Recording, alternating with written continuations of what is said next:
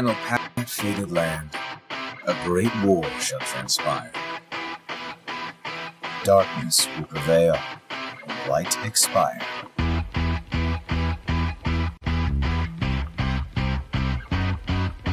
This world is full of light. It's a world comprised of many smaller worlds, all connected, stretching as far as the eye can see. One great light protects us all. All worlds share one light, one fate. I take it you're talking about Kingdom Hearts. Yep. In ancient times, people believed that light was a gift from an unseen land. By the name of Kingdom Hearts. But Kingdom Hearts was safeguarded by its counterpart, the Keyblade. Warriors vied for that precious light, thus beginning the Keyblade War. All of this was decided. You really think you can change the future?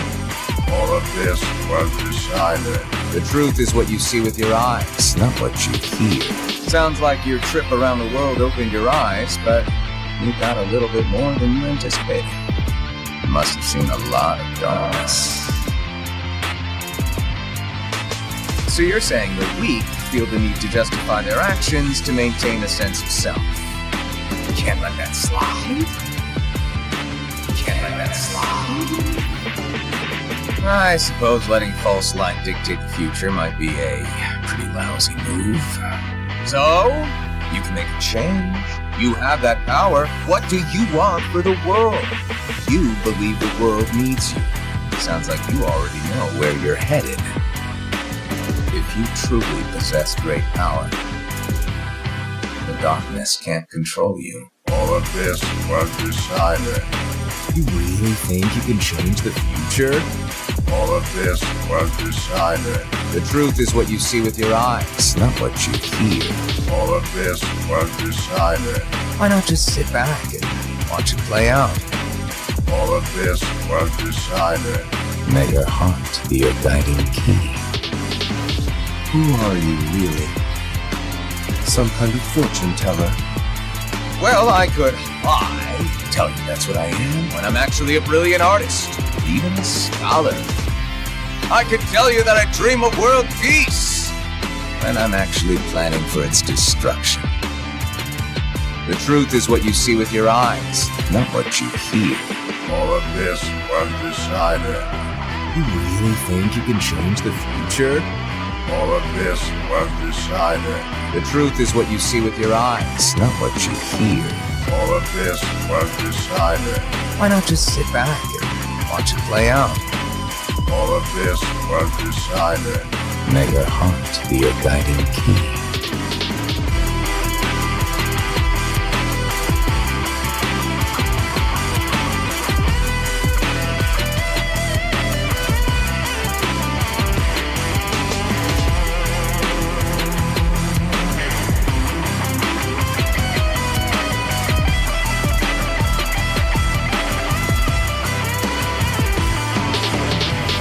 May your heart be your guiding key.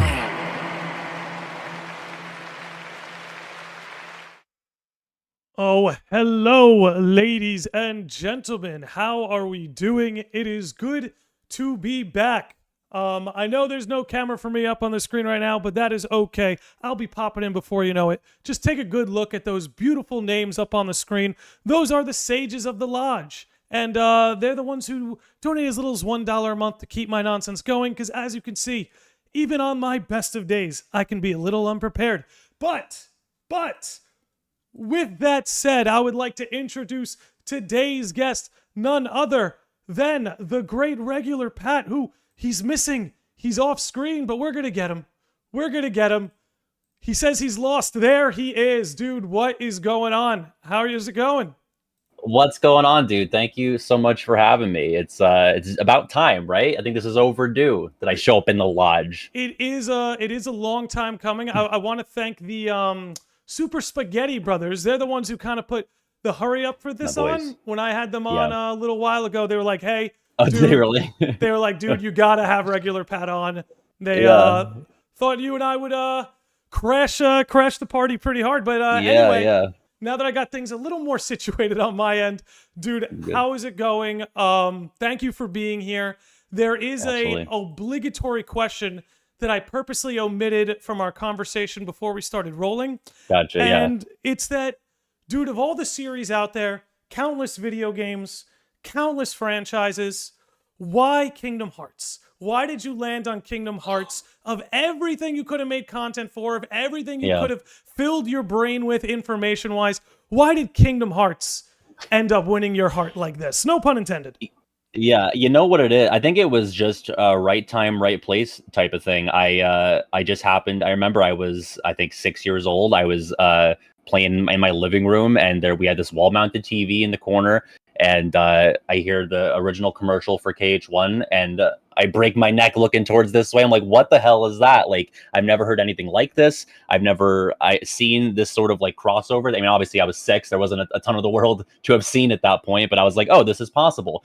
Sora, Donald, and Goofy. I didn't know what Sora was at the time, but I was like, this kid and Donald and Goofy are his companions, and they're fighting the big dog from Cerberus. Like, I was hooked from there. How do you not be hooked from there?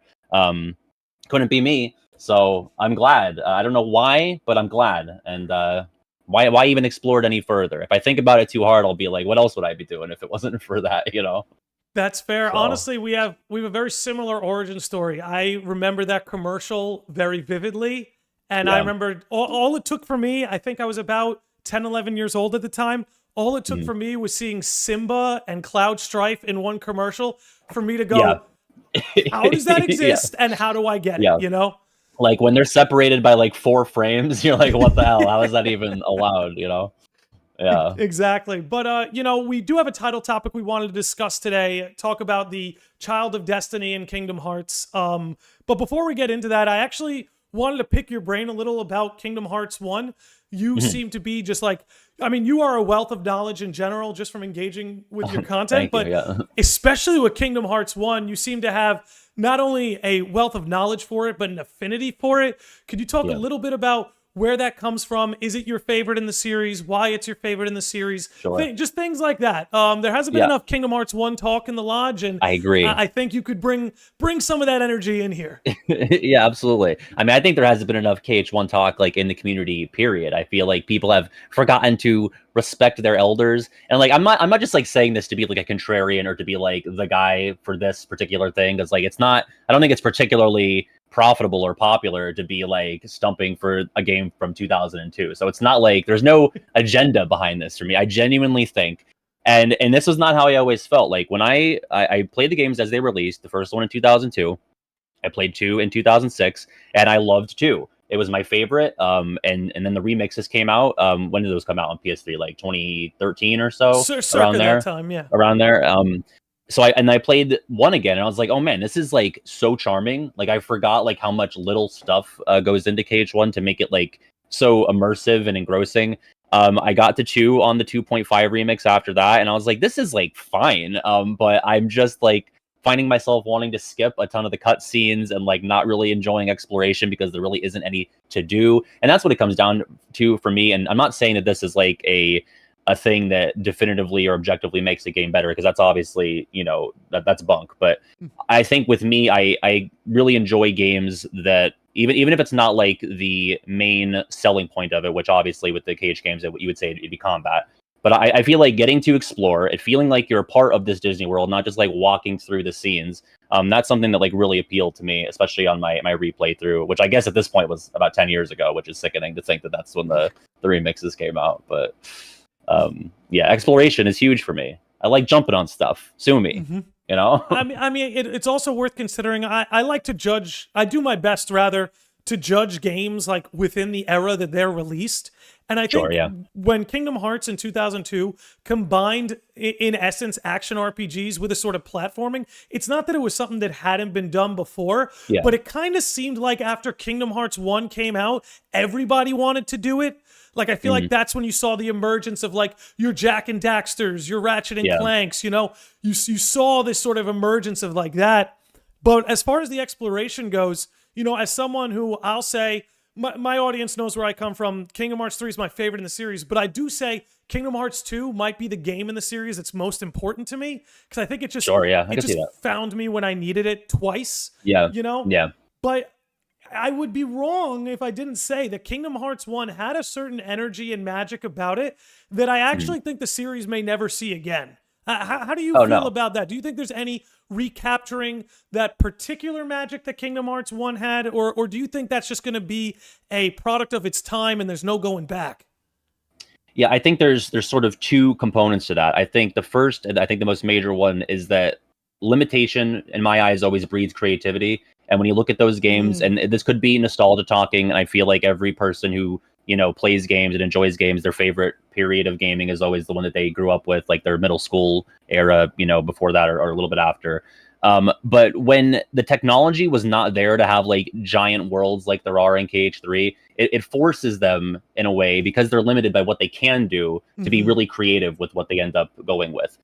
That's the first component. I feel like now, because so much more is possible, I feel like it's almost stifling creativity. And that doesn't just go for KH. It goes for like Mario games. It goes for a ton of stuff. I feel like the more options you have, I've always felt this when I wrote stuff in college, like if you gave me a prompt, I'd do way better than telling me to do anything. You know what I mean? So there's that, but then there's also this idea of the stuff that Disney is willing to let slide nowadays. I feel like has restricted a bit. I've talked to my friend PJ at Cableton Art about this a ton, but the summons in KH3, for example, they're not like actually the characters, or even like they're like these elemental sort of incarnations of them. Like I feel like there are specific rules in place for what is allowed to appear in what areas or what worlds. You're not going to see as much crossover stuff, like, you know, the Dalmatians living in Traverse Town and Leon caring about the Dalmatians, or like making a house for Geppetto and Pinocchio. You don't really get stuff like that in 3, and I don't even know when the last time they had sort of similar types of things. Like obviously you have like MDG running around with the original characters, but there's not like that sort of synergy that I feel like 1 was really the only game in the series to do. Yeah, and you know, it's funny you bring up the Dalmatians and Traverse Town. Like I felt like Traverse Town in Kingdom Hearts 1, like that, like you talked about, I don't know if it's the word you use, but sort of like the balance between all these different elements that make Kingdom Hearts what it is. And, you know, what made Traverse Town in Kingdom Hearts 1 such a joy to explore is like, depending what corner you turned around, you could bump into Disney, you could bump into Final Fantasy, or you could just bump into Kingdom Hearts along the way. I know it's something people want. You know, it's very obvious. This is what I think a lot of the fan base wants, is a sort of like a symmetry between all those elements. But like you're saying, there seem to be things that are getting in the way these days. And honestly, not just on the Disney forefront, I think also on the Final Fantasy forefront. Sure, yeah. Like, I think, you know, how you mentioned the Disney character incarnations of the summons weren't quite themselves. You could almost say the same things about the Final Fantasy characters now. Like the Aerith in Kingdom Hearts 3 Remind is vastly different from the Aerith in Remake. Like, not just in, you know, not just in visual art style, but also like in temperament. But it's interesting, you know, and you know, I think one thing they may be able to capture from Kingdom Hearts 1 that they used to have is maybe just the energy in particular that was around that, like, Disney villain round table. Oh, love that. Like, love that. That to me was, like, just so peak Disney Kingdom Hearts. Yeah. I think they could do that again. Again, the Traverse Town synergy that you brought up, I don't know if we could do that anymore. But do you think there's a way that the villains can almost be involved in a way they used to be? And do you think the Kingdom Hearts 4 trailer with Donald and Goofy in the underworld likely bumping into Hades, do you think this is sort of like winking at that? I would hope so. I think if it doesn't happen in 4, then we can probably close the book on it officially, because I feel like with 3, it's like, all right, it's been a million years since like a main numbered title came out. We're going to like wrap up, or, you know, for the most part, wrap up the original stuff. And like you see Maleficent and Pete like doddering along in the background, and they're not really being a part of anything. With, you know, all Maleficent's sort of appearances and synergy with the Union Cross of it all, and, you know, the Book of Prophecies and the Black Box, yada, yada. Like, I would think that if nothing comes of her and like reforming a group or something, if it doesn't happen in 4, I say that we can probably put it to bed. And I would love it. And I think it's doable. My idea, it's actually, again, PJ's idea, is that this whole thing about the Unreality, bringing in the sort of live action movies, and make no mistake, I don't want a bunch of live action movies in KH4. But if they do it, bring in Angelina Jolie Maleficent and have her like interact with the classic Maleficent and like do some crazy shit with that. Like, I think that'd be awesome. But then like, yeah, make another coalition, like do another, like bring it back to KH1. Just like bring in I don't know, King Candy, or who's the guy from San Francisco, the villain in that movie? I did not Yokai? see Big Hero 6, but yeah, I think that's it. But just imagine Darth Vader and King Candy in a room. Yeah, like why not? Let's do it. And I'm not a Star Wars guy, but I'm pro Star Wars. I've seen 2 Star Wars movies. They're fine. I think they're perfectly good movies. Put it in. I think it fits in naturally. It's all the same shit to me. Light versus dark. People who wield special weapons. Little wielders who jump around and do flips and shit. Mickey and Yoda, they're the same guy to me. Like, just, it's perfect, you know? I mean, I'm all about it. The memes write themselves, right? Like you have King Candy and Darth Vader in a room. It's like you versus the guy she tells you not to worry about. You know, my custom character in an original cutscene. Right, yeah. And I feel like, because, you know, I feel like some people have an aversion, and this is something Kingdom Hearts 1 was very good about. Some people seem to have this aversion to when Kingdom Hearts is over the top silly. But I feel like it's kind of just part of the DNA. Like, seeing like making Mickey Mouse into a war criminal is why we're all here. Right. It's baked into the premise. Yeah, like you see the box art, you kind of got to know what you're getting into with it. So when we're getting upset that it's silly, I don't know what to tell you. I guess you haven't been paying attention for the last 21 years. Right, or maybe you're more in love with what you want Kingdom Hearts to be and not what it actually is. And for those people, I say, here's Final Fantasy, here's The World Ends With You. You know, there's no intellectual property from the 1920s running around in here, and I think that's probably the best spot for them. I mean, look, Square Enix gives you a lot of options. If you really want to go dark and serious, go boot up a Nier game. It'll depress you in the ways that please you. Yeah, exactly. But I suppose now we should let's jump into this title topic. You know, I approached you for this episode and I was like, hey, is there any character you're passionate about, any topic that's running around your head? And Child of Destiny was what you came to me with, and you have a particular theory on who the Child of Destiny might be. So I want to give you the floor. Go all in and, you know, share your thoughts. Well, I should say, I would say it's less of a theory and more of a hope, more of like a deepest hope that this is not Sora. Like that, it's not a positive sort of theory. It's a negative sort of theory. Can I pick your brain on that right away? Sure. Like, why wouldn't you, in theory, want it to be Sora? Because I feel like it runs contrary to literally everything the games have ever said. Like, how could they? Like when as soon as I saw, I don't think I watched Dark Road I think I waited for Damo's videos on that to come out. But when I saw Player, and I hate that I have to call this character who's like super important Player. Like I try to give Union Cross the slack when I can, but that I can't stand that.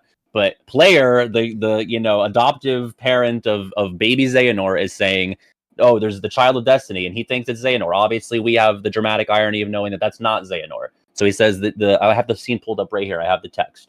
So I learned that the light was to expire and darkness prevail, but the Child of Destiny would change this outcome. Yada, yada, yada. He would hail from the Isles of Destiny.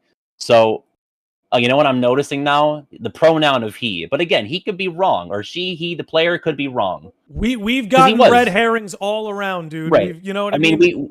We thought that the player was Xehanort reincarnated, right? So like that was a rope-a-dope that they got us on. I'm hoping they're rope-a-doping us again, and that I know your position is that Riku could be the guy, and I'd be fine with that. I just think it'd be really fun if it was Kyrie, because you know they haven't really done a ton with her recently, or you know maybe ever, depending on your stance on her. So I think injecting a bit more intrigue and power for her character could be really fun with that.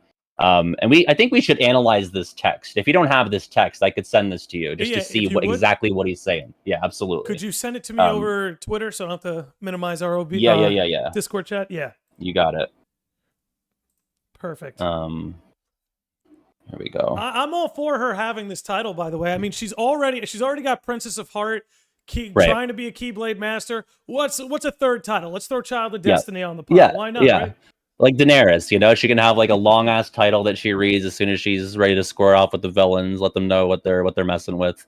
I mean, the thing about it to me is that nothing about Sora or Riku, I mean, especially Sora, the games for 20 years have told us like this guy's not special. He was in the right place at the right time. He is special for his ability to make connections, but there's nothing about him that makes him better at that. Like it's just something that's innate to him. I don't like the idea that we have what was originally the average Joe who stumbles into this situation is actually, oopsie doopsie all along. He was the chosen one. He's like this godly guy. Like I hate that. The only way I could, because I thought about this, the only way it could sit right with me, and this is where like Bloodlines now being introduced come into play, is if Sora was to be the child of destiny, the only way that could sit right with me is if it wasn't a consequence of his bloodline, and it was rather like, because I feel like this kind of fits into Kingdom Hearts 1, it's a consequence of his actions. Right, it has nothing to do that, like, oh, he's the child of Kingdom Hearts itself, or he's connected to some bloodline that gives it to him. It's like, no, like you were saying, he is a dull, ordinary boy, but he was right place, right time, and his actions are why the Keyblade chose him, or his actions are why Destiny is choosing him. If you were to play it off this way, where it's strictly, you can be a dull, ordinary boy and a child of Destiny, right? Like, they don't have to be mutually exclusive, but what the control there is your actions. And if your actions, regardless of who you are compatible with said Child of Destiny title, that's the only way it could sit right with me. I still would prefer it were Riku or Kyrie, like we're going to kind of dance on here. But to me, I think that's the only way you can make that work. I'd hate if it was like, oh, look, Sora's a blue blood. Of course he's the chosen one, you know? Why would it be? I mean, I guess for me to be okay with it being Sora, I think they need to like really explain to me what destiny means then, because if you're saying that destiny means, it's all about the actions and the consequences of your actions and not attracting some sort of fate or omnipotent destiny sort of being, and that's why, then fine. But for it to be like, I just feel like the word destiny implies that it's like this already predetermined thing it's baked into everything, and that's how it's going to be. It's already set to be this way. And I'm just so against it. Like, I feel like you go back and play all the games and knowing that he actually was special and chosen and fated for all this all along, and then like, is it not sort of contradictory? It would just be a bummer. That's all. I'd agree. I mean, I would agree. And I guess this randomly hit in my head, unless Child of Destiny turned out to be like a negative thing, and it was just like, oh, he's the Master's chosen. Like, the Master has some plan to manipulate him, and being the Child of Destiny, like, let's say it was actually a position of like Antichrist, right? Like something akin to that, where it's like, like you're saying, you have to explain to me what destiny is. Maybe destiny is whoever the Master deems is useful. I don't know, but if you want to get into Kyrie, what, like, do you have anything that points to why it could be her, how it could be her, anything along those lines? Well, I think it's curious that the player mistakes Xehanort for this Child of Destiny, and then we end up getting the timeline on this. Obviously, Melmem came out before Dark Road finished, right? So I think it's curious that we have Remind, where Kyrie is really kind of forced into the fight with Xehanort, and that's kind of a centerpiece of that DLC. And then we have Melmem, where she is, before Sora like projects into her, or whatever, how that works. She's like facing off with Xehanort. Like, she has like real beef with this guy, more so with like Terra Xehanort sending her off. But I feel like there's been like this growing sort of link and sort of antagonism between Kyrie and Xehanort, and I'm wondering if they're like building on that, with her being potentially confused for Xehanort as the Child of Destiny. The other thing that I'm looking at the script again, they would have the ability to feel, share, and embrace what others felt in their hearts, and even connect their heart with another to become one. I gotta parse through that more still, because I'm not sure if we can apply that to her. Obviously, we can't apply that to Sora, but that's what they want us to do, right? Is there a way that we can twist that sentence to also be applicable to Kyrie or even Riku? Because that would make my day if we could figure out how to make that work. And then also, light was to expire and darkness prevail, but the Child of Destiny would change this outcome. Obviously, Sora had like the biggest hand in changing the outcome, if we're talking about the time that it happens in Cage 3. But Kyrie was there to like guide him back to the graveyard. Like, she also played a part in, changing the outcome. That's actually what I was going to bring up. Going on that line, they would have the ability to feel, share, and embrace what others felt in their hearts. Obviously we see how Sora does that. You think to Birth by Sleep when he's a kid, how he's able to feel Ventus in that way, something that was just always there. But I mean, in regards to Kyrie, I don't think there's any way she can save everyone if she didn't necessarily have these powers, right? Like, she's like, oh, I never stopped believing in you. All I did was believe that you wouldn't fade. Like, that she was able to kind of hold him together. Like, I think even Naminé brings it up in the final world to Sora, like, hey, you're only here in that form because Kyrie's the one holding you together. She can feel you. So it seems like Kyrie seems to have that power too. You also think maybe in like Kingdom Hearts 2 where she didn't have Sora's memories, but like through Roxas, she was able to trace the connection back to Sora. Right, communicate. And was able to like remember his name. So it's definitely doable. And who even knows what the like direct Japanese translation of all this is? Right. You know, there may be a few things thrown around, you know, and to be fair, you know, you bring up how the pronoun may be throwing you. You know, a lot of localizations I don't want to say get Japanese pronouns wrong, but Japanese pronouns aren't as simple as ours. Like, I don't know, are you familiar with FF7 Remake? Yeah. So throughout like that whole game, Sephiroth is using a pronoun that's collective, almost like a we, but in the localization, it's just like, it's just he, you know? But in the, I almost call it the final world, the Edge of Creation, he's using a singular pronoun. And that's just like completely lost in the English localization. So, you know, even though that might be throwing us a little here, it is possible there's something missing in that transcript, you know? Yeah. The missing link, so to speak. He said it. I said the thing. He said the thing. Yeah. But yeah, I mean, I'm looking through it a little bit more too. Like, you will be tested by darkness time and time again, but still you must press on. In time, your path will lead you unto light and fellowship. I believe you will become light's master. Okay. Again, like I see it as it can be applied both ways. Yeah. Because Sora and Kyrie, if you remove Kyrie as a Keyblade wielder, right, she was already a Princess of Heart, kind of making her a Master of Light to begin with. Yeah, true. Yeah. And I think what she has going for her over Sora is Kyrie, you know, unless something appears to us in Kingdom Hearts 4, appears to be like a heart of pure light, where I'm not sure you can say the same thing about Sora. You know, it's obvious where Sora's alignment is, but, you know, to beat Xehanort, you had to go into anti-form. Right, yeah, exactly. I was going to say. Well, here's the thing, too. Going back to the princess thing, like, and maybe I'm missing something and you can fill me in on this, but, like, we know why Sora and Riku are where they are at this point. Like, we know Riku's history with being bequeathed the Keyblade purposely by Terra. We know that Sora ended up getting it when Riku faltered on Destiny Islands. We don't really know like why Kyrie is a Princess of Heart, do we? Like, we know what it takes to be one, but do we know like why she is that? We do not know, but I didn't think so. Yeah, I bet it has it has to do with the bloodline thing. I'm pretty confident in that. Two, I'm kind of a believer in all the Kyrie grandmother theories.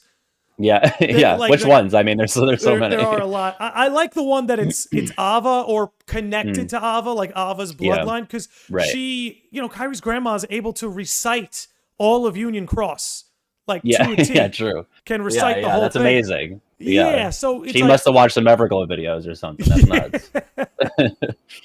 Maybe that's it. You know, maybe Kyrie's part of the Everglow bloodline. It could be. Yeah, it could be. Yeah. Which it's funny because like, I watch so much of Union Cross through Everglow's channel. I'm at the point where I'm like, just name the player Everglow. Yeah, like, why not at this point? Yeah, it sounds like it would work. Yeah, I mean, it doesn't sound out of place. You might as well just go with it. There are definitely dumber Kingdom Hearts names already in the story. For sure, yeah. Like, we got a guy named Brain running around, you know? What does it matter? And Lee spelt Lea never really caught on. Yeah, I did appreciate that meta in Kingdom Hearts 3 where like, the script tried to make the name Lee work and it just couldn't and just bailed on it. Yeah. They knew. It just doesn't have the same ring, you know? It just doesn't have the same ring to it. But I mean, at this point, you don't introduce bloodlines. And like, if you're going to make Kyrie a Princess of Heart and worthy of wielding a Keyblade, there has to be something. Whereas with Sora, I'm like, I don't want any bloodline connection. With Kyrie, it's all I want. I'm like, that would make it so much better in my eyes. So just do it. Yeah. But yeah, that's interesting. I'm all for it. I will say I'm all for it. I think that's the thing. I think they're slating Kyrie for something really big at Kingdom Hearts 4, and I only say that because she's gotten like more screen time and plot significance in the second half of Kingdom Hearts 3 than everything that came before it combined. Yeah, you know, that's true. Especially when you lump in Melody and Memory, which is like her own like anime episode. I like to call it. You get the 30-minute Kyrie special. Yeah, which I like that a lot. You know, like you were tying her to Xehanort, who was like this first, you know, proposed child of Destiny, and it's like she like all her trauma brings her back to Xehanort and connects her to him. You know, it's crazy, man. I don't know. Do you have anything else that we can go on for Kyrie? And sorry, I'm stuttering here. 1 sec. You're good. Oh, we're good. Can you repeat that last sentence? Sorry. No, it's good. I was just saying, like, any other thoughts on like Kyrie and Child of Destiny sort of theory? No, like I just think in order to like, I feel like I get what Sora and Riku are about when I like look at them and their attributes and why they're wielders and everything, like why they're special to us. I get that. The games sort of just tell us, hey, Kyrie is special, and I think filling in that backstory or you know, just like making that more clear as to why she has this status could be really easily dovetailed with this Child of Destiny thing. Hopefully, if they've already written a version where it's Sora, they can change it and make it Kyrie instead. And here's the thing. I'm not anti it being Riku either. I kind of want to hear your thoughts on the Riku, because for me, it's Kyrie would be preferable, and then there's a little bit of a drop-off for Riku, and then a huge drop-off for Sora. So I'm not mad at the idea of it being Riku. I think my whole thoughts with Riku kind of start with, like, first you got to start with he was the Keyblade's chosen, right? Sure. You know, that just from a starting point. And by the way, I'm going to connect this all to Yozora with Verum Rex. God. Yeah, with Verum Rex meaning true king. I think it's all actually that's true. Pointing to he looks just like him. Exactly. Yeah. I think it's all kind of pointing to that. But again, as far as Riku goes, you know, you have you know, his encounters in Birth by Sleep with like not only just Terra, who was able to sense that there was something special about him, but then even Aqua. I think Aqua in particular was like, this boy is so genuine, or like this boy is so pure. Genuine, like true, like purity, like true king. Yeah. And I want to get to that excerpt you pointed out in the Dark Road finale and see if I can line it up before I get into any of my other nonsense. Sure. Let me see.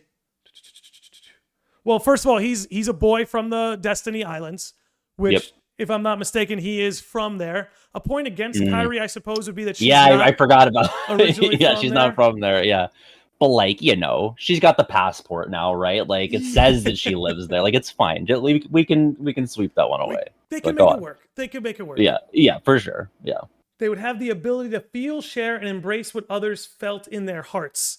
And I guess this is where I hit a bit of a roadblock. There's maybe some loose implications Riku's able to do that, but I can't recall a standout moment. Yeah, I'm trying to think. I'm going through like Reverse Rebirth 2. Like that's the thing. Like the superpower here that the player is highlighting is like this hyper empathy. And I'm not like Riku. I would say out of the three is the one that I'm finding that least for. I feel like I can make easier sort of parallels with Sora and Kyrie. Not so much with Riku, but I'm sure you could if you like dug through, you know, if you dig deep enough on it. I mean, the best I can think of would be probably his whole Dream Drop Distance journey, right? Especially like the end game, whether it be, you know, it's loosely implied he sort of recognized Ansem's guardian as Terra. You know, when he says like, there's like that moment where it lingers. Yeah, with the strength to protect what matters line. You know, I don't think there's any saving Sora unless he's able to harness this in some way. But, you know, as far as the player outlines, like the superpower of the Child of Destiny, I would have to agree. It actually does fit in with Riku the least. But going back to my nonsense with him being, I'll do that. Going back to my nonsense with him being like the original Keyblade's chosen, I think part of what might give him the edge is that more than maybe anybody else in the series, he's mastered darkness to a point. So like in the way that the master told Xehanort, oh, he'd be so strong, darkness would have no hold. I actually think Riku's the only one that's actually true for. Like obviously Aqua's contended with darkness and has gotten the better of it. But we have seen in like unique scenarios, like what happened in the Keyblade Graveyard, that PTSD could kick in and she reverts right back to being like horrified, traumatized, however you want to see it. Whereas like Riku was the last one standing. Riku was the only one who wasn't like taken by force, given up. Like Riku was the last man. Like even Sora gave up. You know what I mean?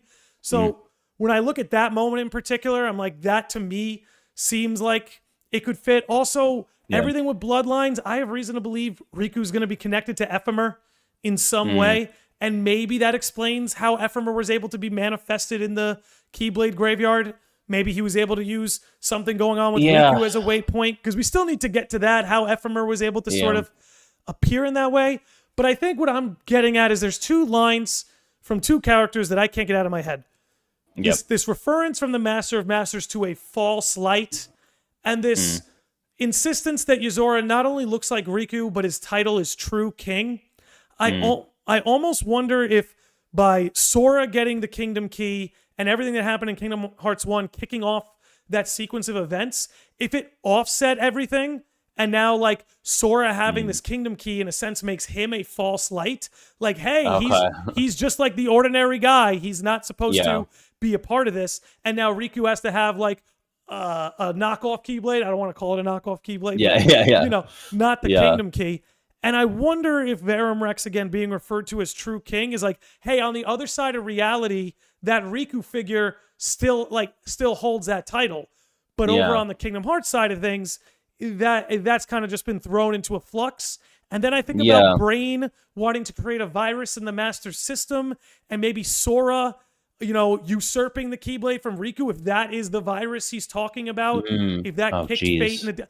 I know, my brain is... No, I like it. Like, I've never thought of it that way. I mean, so it's sort of this idea that, like, everything was sort of on a set path, and then Sora getting the Kingdom Key is like an anomaly. Like, it's something, this unplanned thing that throws everything out. Right, and it makes me wonder, like, I don't even know, dude. Like, was that a consequence of Xehanort? Right? Something had to instigate that. But well, like, I don't know. Like, I get the impression that everything that's happened up to this point in the series is exactly what the Master of Masters wanted to happen. Like, I feel, and I don't know, maybe the plan can still come to fruition. He can still come back, and Luciu can get the eye where it needs to go without Sora being involved, or with it still being Riku having the Keyblade. But, like, I don't know. I feel like everything is going the way that he wanted it to go so far. I'd be surprised if everything that we saw with Sora and Riku so far throughout the series is not exactly what the Master wanted to happen. And I think for the most part it is. And I think if anything, and this is like the power of the Book of Prophecies, right? If anything deviated, he's knowledgeable of it, right? Like, if anything deviated from his like first plan, he has the script. You know what I mean? Yeah. But I would agree. I think at the end of the day, everything with the Master in Quadratum putting a heart over the moon, like he's obviously in the place that he wants to be in. Yeah. And again, this kind of goes back to like maybe Child of Destiny is something like the way the Master inserted the idea of a traitor to the foretellers, and that sort of like created the stimuli that let darkness in and everything transpired. Maybe this whole Child of Destiny false light is him kind of doing it again. Yeah. Because it doesn't have to be a positive. It doesn't have to be like this sort of honorary title. It could be like a marker for something like more insidious. Yeah. Which I like. I like the idea of that because it ties into like that false light sort of idea. Right. Because I hate to say it, but like the more we talk about it, the more I'm thinking, oh God, it's probably Sora. Like, yeah, and God, please like, don't do it. The more we talk about it, the more I'm like, it's kind of lining up. But there would like I'm obviously with you where it's like there's got to be some sort of caveat that's like, this isn't like, I don't know. You said you've only seen 2 Star Wars movies, but it can't be like a Luke Anakin thing where it's like, oh, he's a young Skywalker comes and it's, I don't know. Yeah. Oh God, I just really don't want them to do that. Like, that's the story thing that I'll be upset about. I'm already going to start like coping with it. Just in case. Yeah, I would recommend that, just open your heart to this idea now, so that way it's not going to hurt whenever the game comes out. Right, get a little head start on it. But yeah, absolutely. Are there any other like approaches they could take with maybe Sora being Child of Destiny that you might like? I don't know. Like, we're like, how do you do it and keep him the dull, ordinary boy? Right? Is that the ultimate problem?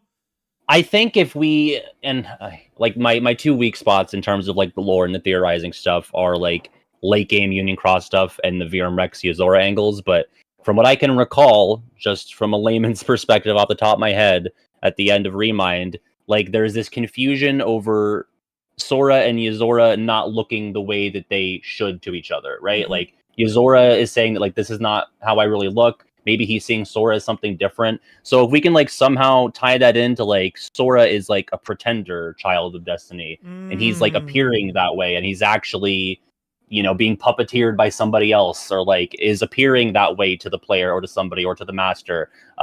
If it's like Sora is falsely believed to be the child of destiny, and that's still the way that the player is approaching that sort of idea, I guess I can roll with that. It seems like a lot of acrobatics to do to get to something that's not awful, but I'll take any route we can get at this point. And no, now you almost have me thinking maybe it could just be Yozora.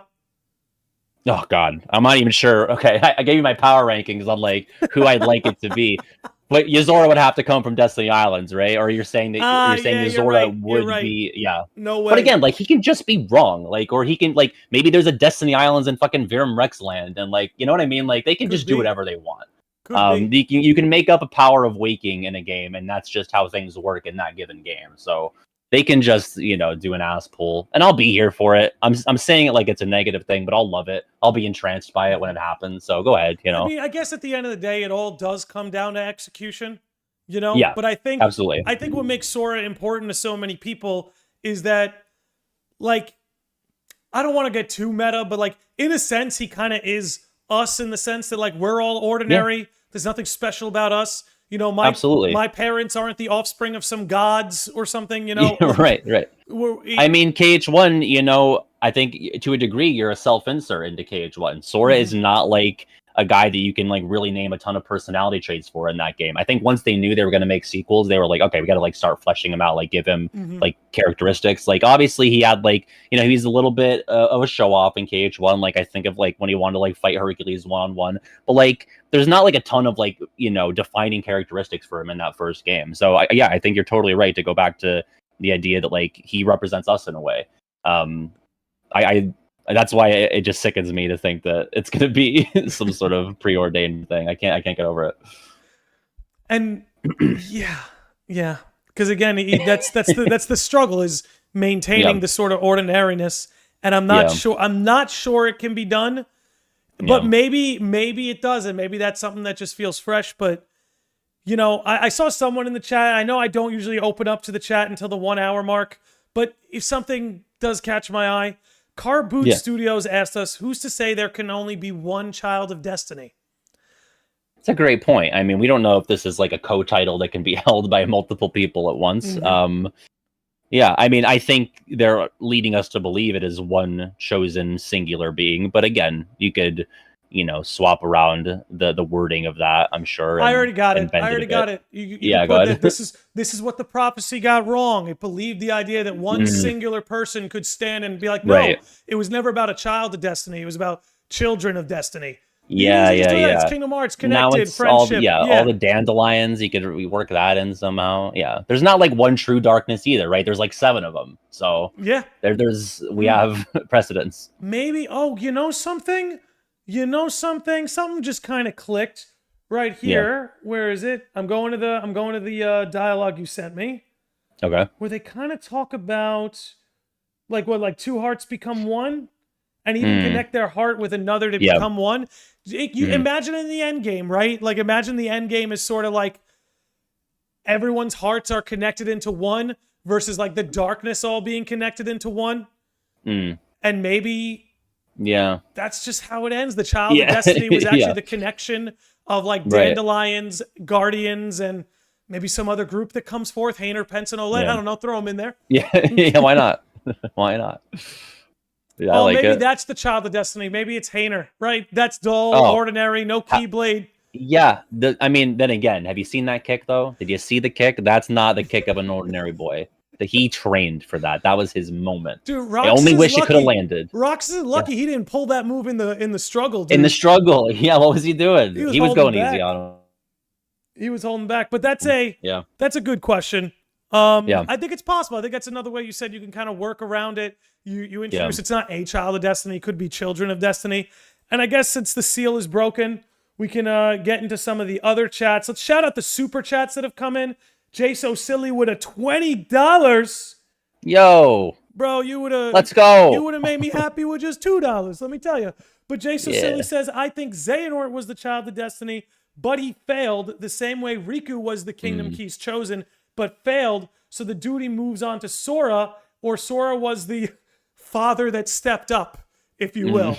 So not a stepdad, just a dad that Yeah, stepped the up. dad that stepped up. Yeah. I guess I don't hate that. I definitely like it more than just being Sora from the jump. But at that point, to go back to how we sort of open this combo, is that we're like defining what destiny is at that point. If destiny is something that can be inherited and passed on, then I feel like we're kind of morphing what that even is. It's something that's like a trait that you inherit. I don't know. But I take it. If it's like, yeah, it was going to be Xehanort, and then it passed on to Riku, and then it passed on to Sora, and I hope it passes on to somebody else, because I just don't want him to touch it at all. Keep it away from him. Maybe that's it, though. Maybe it's something that can be passed on. And maybe when Xehanort said very well done and gave him the Keyblade, that was almost like there's always that. A ceremonial passing of it. It could be something like that. But yeah, no, Jay So Silly, thank you so much for that. You know, all I ask is you come hang out. Super chats are nothing but a bonus, so thank you very much. Game Changer came in with a $5. Says, okay, this is gonna divert us, but we could do a little detour. Says, sure. Theory: Master of Masters is in the future. Lushu body hops into the future generations. Is it possible that Lushu body hopped the Master? Okay, I'm gonna read that again. Yeah, go ahead. Master of Masters is in the future. Lushu body hops into future generations. Is it possible that Lushu hopped the Master? So, are you saying that is it possible Lushu is just like a younger version of the Master, and he's like growing into the role? You know, like maybe that's how I'm understanding it, Game Changer. Like maybe chime in the chat if I got that right, if that's what you're trying to say. I don't know. How'd you interpret that, Pat? Yeah, I don't know. I feel like that should be illegal. I feel like you shouldn't be able to body hop into the Master. I feel like the Master should be unbody hoppable. There's no way that he would even allow that, I don't think. I feel like he's very big on having his own autonomy. I don't know. I just feel like having to get the eye in the right place and then Lushu being able to like assume control of the Master, body hop into him, I feel like that sort of runs contrary to each other. If anything, it would be that I think it would be the inverse, where the Master crafts Lushu into his new vessel of sorts, like that. Okay, I don't think that's what's happening, but I think that could be closer. But he did clarify. He says, "Nah, actually, body hopped the future Master." I don't know about that, Game Changer. I don't know about that. I think Lushu will betray the Master one day, but I don't think he gets the better of him, because I think the Master's anticipating it. I think Lushu betraying the Master is part of the Master of Masters' plans, because you know about how the traitor is the one who bears the sigil and all that. And then you consider that the foretellers' names aren't their actual birth names. They're names the Master has given them. And so he gave Lushu the name that had the sigil in it. So he sees it coming. I don't know. I don't see Lushu pulling one over the Master, I guess is what I'm trying to say. Because I think the Master, he's one step ahead of all of them. Educate me on this. So when we're talking about the traitor will bear the sigil, are we saying, because my understanding was that was only applicable to like the situation between the foretellers, like when they were all infighting and trying to figure out who it was. You're saying that it might have broader implications beyond just that sort of like disagreement that they had? Yeah, I think him telling them about, because Lushu wasn't even hanging around Daybreak Town. He was just observing, right? Right. I think him talking about the trailer is what the traitor. You tell I'm hungry for a cage for. We talk about the trailers, yeah. I think he sort of, because I don't think there was really a traitor among the foretellers, because Lushu technically isn't a foreteller. Technically speaking, he's outside of that. But the Master talking about a traitor among the foretellers, I think, was just almost like a trick to get them to distrust each other. He was trying. I get that he was trying to manipulate them in that sense. I guess when you were saying that, like his name bearing the sigil and him being a traitor, being part of the Master's plan, like you're saying that as a traitor to the Master, like he's going to. Okay, interesting. Gotcha. You know, you talked about how you're maybe not as well versed in like endgame Union Cross stuff. There's a scene in Union Cross at the end where the Master tells Lushu everything. He tells Lushu the entire plan. Okay. Lushu is like repulsed by it. He's trying to fight him on it. We don't have to do this. Why do we have to do it this way? Fighting him at every turn, till the Master eventually just puts his foot down and says, "Hey, we got to do it this way. It's the only way." When Lushu walks away, he's like, "I'm leaving everything to you, Lushu the traitor." Like he straight up refers to him as the traitor, almost as if to like insinuate, "I want you to betray me." Like even in Union Cross, the back cover movie, when he tells him what's in the box, Lushu's like, "But why?" Like, he like seems trying really to freak upset. him out. Yeah. Okay. So that's how I see it. That's how I see it. Chat is saying Ava was the traitor. I think Ava just did her role. I don't know if you could say that's betrayal if she's just doing what the master told her to do. Right. I don't know. I would argue. Go ahead. Her role was just to gather the dandelions, right? Like the master wanted her to do that. So I don't see that as traitorous. I think she's just good at her job. Right. That's traitorous these days, I suppose. Yeah. She didn't quite quit. Yeah. She just did it. But as far as Ava goes, I guess if you were gonna make the case Ava's a traitor, it would be that when Lushu told her what the master's plan was, she attacked Lushu. So that kicked off the Keyblade War. So, that's technical infighting. But then again, Aset and Envy did battle before, and that didn't kick off the Keyblade War. Yeah, they all did shit. Yeah.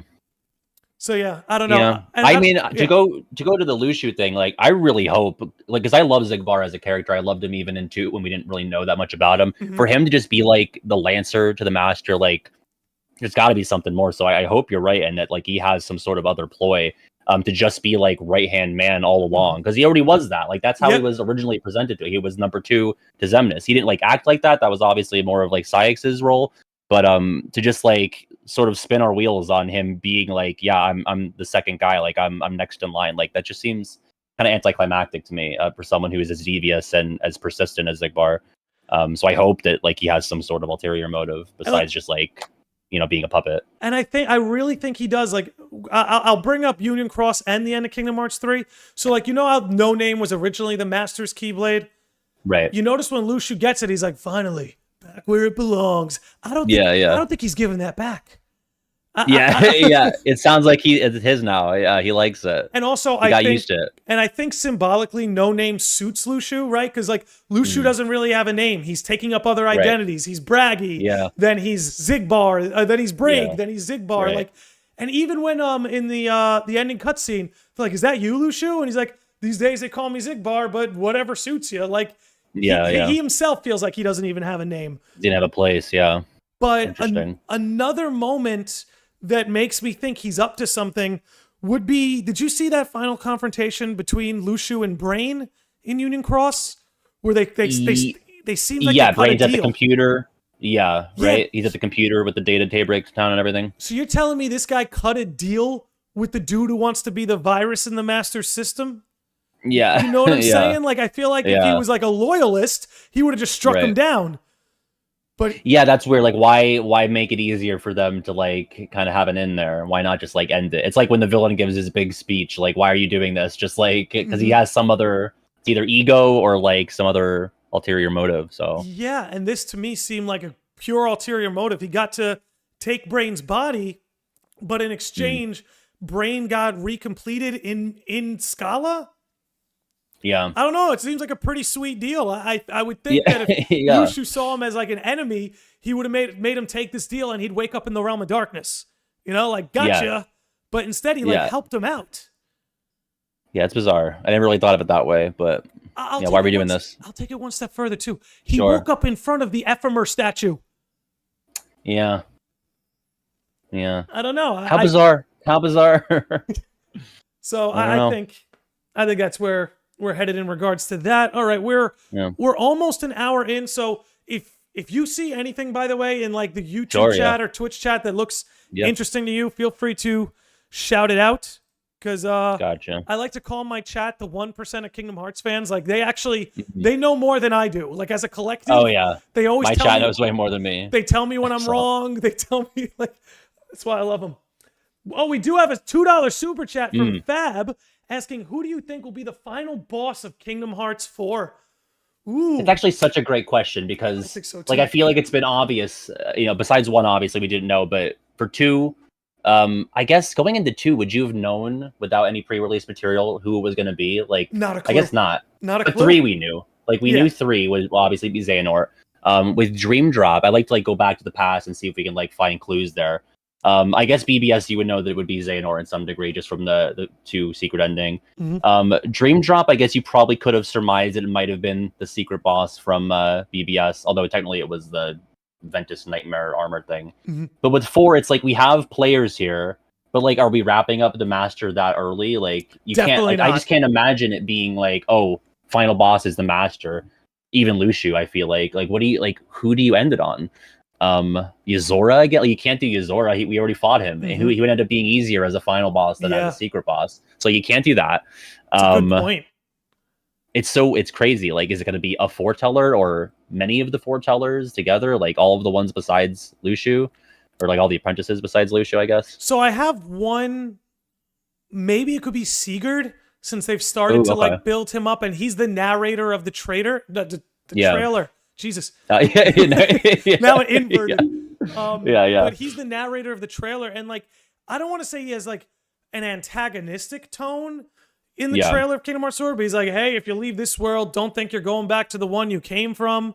Like, almost trying to be fatalistic, like, hey, you trying to fight fate like this is futile, you know? Right, So I think maybe it could be Sigurd. It's always possible it could be a character we've never heard of. Or,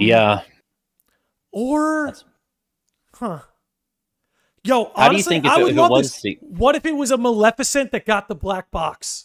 Oh, please. Could you imagine? Yeah. Oh, man.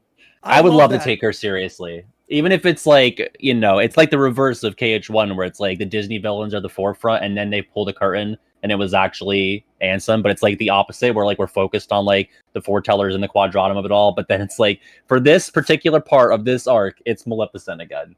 Dude, come on. I mean, I'd actually love it. Good. I actually, like, if I had to pick right now, I think I would go with that, just because, like, all right, and, you know, feel free to share your thoughts on this, but, like, you can't have Maleficent be, like, knowledgeably one step ahead of the rest of the cast. Like, she not only knew the black box was coming, or that the black box existed, but she also knew, hey, that thing's not going to appear until after the Keyblade War, and the only other person who knew that was Lucio. And I'm not even sure Lucio knew that, right? Because he had everybody going on a goose chase looking for it. Yeah. Either to distract them or because he legitimately didn't know. But yeah, to think that Maleficent would have all that knowledge and still not be able to play like a relevant part, like that would be inconsistent. No. I'm in love with that. I think that'd be great. I always thought she should have been one of the vessels. I thought she should have been one of the new 13, because you already got like, and obviously she's not like a complete loyalist to Ansem or Xehanort or whatever. Well, none of them really dating were, back to none of them were. I was gonna say like Marluxia and Larxene were. Like it boggled my mind that they were included in the true organization. Well, so I thought that could have been interesting. Even Syx and Zigbar, who had their noses up Xemnas' ass, both had their own motives too, you know? Yeah, they've got their own shit going on. So obviously that is not like an indicator of someone who is, you know, a worthy vessel. It just has to be somebody. They're really just trying to fill seats. Like that's all Xehanort was doing. Like literally does not matter. If Demyx is on the short list for being part of your master plan, like clearly there's no like, you know, criteria that you have to fulfill. You don't need like an awesome resume. So I think that'd be a great way to inject more intrigue into the Maleficent of it all, because I don't want to see her and Pete be the Team Rocket of KH4 again. Like I'm over it. Yeah, I think that's long been overdone, and you can't like it's like, you know, it's one thing if you actually want to make them goofy Team Rocket, but don't build them up of having this knowledge and you have that. That's what it is. Yeah. Yeah, you have to commit to it. You can't do it both ways, where it's like they have like these overarching goals and plots, but then like they're completely useless all the time. Like either lean into the comedy in the fullest, like make it apparent that the game knows, because the game doesn't know like we know that they're a joke. The game thinks that we should still take them seriously. And obviously, like they're Disney characters, like the importance of them in the grand narrative has diminished over time. But like stop like giving us scenes, like stop wasting our time showing them if they're not gonna either be full comedy or actually have something to do. That's my stance on it. And I would agree with you wholeheartedly. And I think, you know, I'm much more preferable to the former, you know, making her formidable, because she's one of the things that ties us back to Kingdom Hearts 1. And I think, you know, maybe you could have this world, and I would love this, because like it's obvious if we get to a final battle, it's going to be Sora who's kind of leading the way.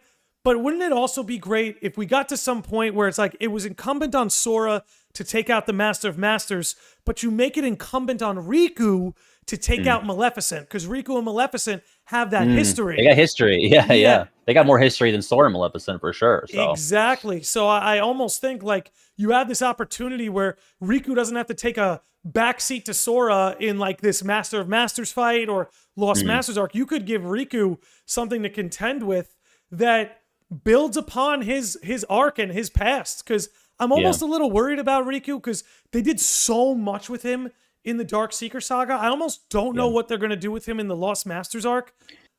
Yeah, I mean, even in 3, I felt like he was kind of, lagging behind. Like, he had his moments, especially in the graveyard at the end, but, like, I feel like they don't really know what to do with, like, his arc took a long time to get him to where he is, and now that they've finally done that, like, I think they're gonna, I would say it's more likely that they find something new for him than to have him dwell in the past even further, like, as much as I would like that Maleficent sort of tie-in there. I feel like they're going the Yozora angle clearly with the physical similarities. Like, I feel like whatever's next for him ties heavily into the quadratum of it all, which I'm always on the fence about. But do you think he gets taken out? Because that's something I've often theorized is like killed. Yeah, I mean, there's death and rebirth is the language of Kingdom Hearts. He'd come back, but I do think he's gonna get killed off because I'm in my head. I'm like, what else do you do with him? You know? I mean, he's I guess everyone else in his trio has died at least once besides him, right? Like, what's the closest thing to a death that Riku has gone? We got to complete the set, I would say. Yeah, so possessed is the furthest he's gone. Sora's lapping him on this, yeah. So why not kill him? Yeah. Just as a goof, though. Like, bring him back, obviously. Like, they're never gonna kill him. Come back. He would obviously come just back. like Sora. But kill, like, imagine what that could do for Sora's character. Imagine what that could do for Kyrie's character. I should revert. They did kill him, like, in the graveyard with the demon tide. I guess everybody died a little bit there. So, like, when you're saying, though, like, I wanna pick your brain on this. When we're killing Riku, are you envisioning this as something like a Kyrie getting backslashed by Xehanort? Like something similar, or something that even feels a bit more permanent for a longer amount of time? Or because like, really, Kyrie was only dead to us for, like, 2 hours. Let me make up some BS fan fiction for you. Okay, can I do that? And what I'm going for is anything that's relatively similar to this. But look, we know what happens when somebody in the Kingdom Hearts world dies. We've seen it play out with, they can go to the final world, Realm of Darkness. If you commit a nature taboo, maybe you go to Quadratum. Imagine with Riku, he commits a nature taboo, but on the unreality side of existence. Oh, okay. And through that sort of death, we see what happens to someone who abuses that. Like, say he abuses a power of waking and unreality in the way Sora abused it in reality, and now he sort of gets Thanos snapped out of unreality, and maybe he goes to this whole other level of existence, a deeper level. It like, just keeps going. I mean, that's part of Kingdom Hearts' nature, right? Or maybe it keeps going. Yeah, or it could be a two-way street, and it just sends you back to reality. Like, it's, you got to commit a taboo on either side to do your commute. It could be either. I like that.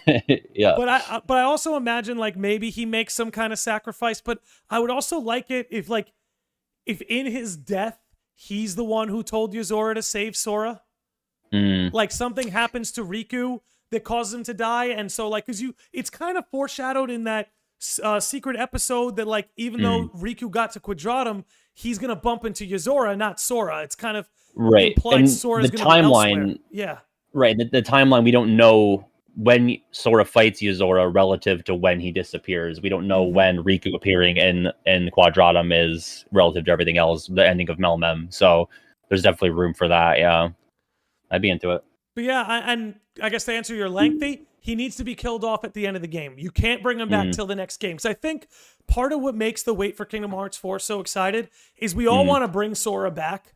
Right? There's this drive to do it. They play on it in Melody and Memory with like Riku and Kyrie kind of having that pull, and you feel it in yourself, like, I want to bring him back. I want to be with the boys, be with Kyrie.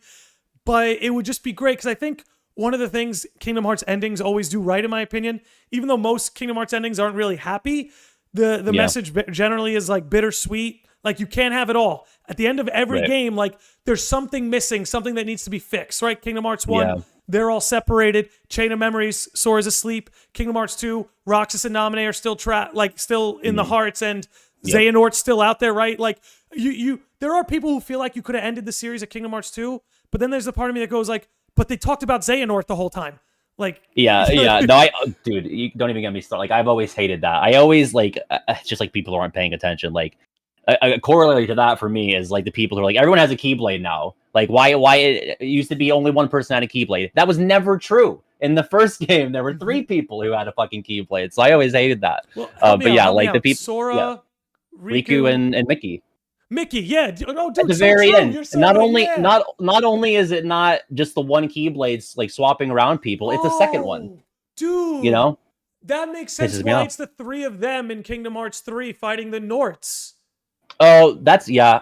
And I always wanted it to be Kyrie instead of Mickey there. Not even like shade on Mickey for that, It would but have been too early for Kyrie. It would have been too early. Yeah, too early. She got to do training, even though she like nearly solos Xehanort. At least when I played as her at the end of Remind. So I always thought that was garbage. It's like, you're gonna tell me that she took on like Go Armor Xehanort. Like obviously Sora was there, but I was doing a lot of the heavy lifting. And I feel like that's why in Melody of Memory, even though it's sort of like a dream sequence, they had to make it that Kyrie couldn't best Xehanort and she needed to bring Sora in, almost as if to like say like, okay, look, if you played as Kyrie in that fight and you whooped Xehanort's ass, it's because Sora was there. That's probably what they were going for. But like, even in your own dream, you can't beat Xehanort. Then what the hell? She just needs more self-confidence. If some scientific psychopath captured you as a child and threw you in a capsule, he'd probably kick your ass in your dreams too. Yeah, you're right. I should not have judged her so harshly on that. That's my bad. Because I know I would. I'd falter immediately. I'd fold. I'd fold like origami. I laugh sometimes, dude, because I imagine Kyrie had a Twitter account. Yeah. Oh God. Poor thing. that would be the worst thing imaginable. Oh man, especially nowadays. Like, a Twitter account maybe before the Elon of it all could have been not so bad. But yeah, now you got to deal with the blue check people and all the Kyrie haters. Sucks. And then you have the blue check people who are opting to hide their blue check. You got shadow blue checks now. Yeah, we're talking the traitors among us now. Like now we're going to keep an eye out for that. The sigil. They bear the sigil, and it's the blue check. Is the sigil. Oh my God. Yeah. But I don't know about you, dude. I'm almost convinced Nomura has a burner account on Twitter.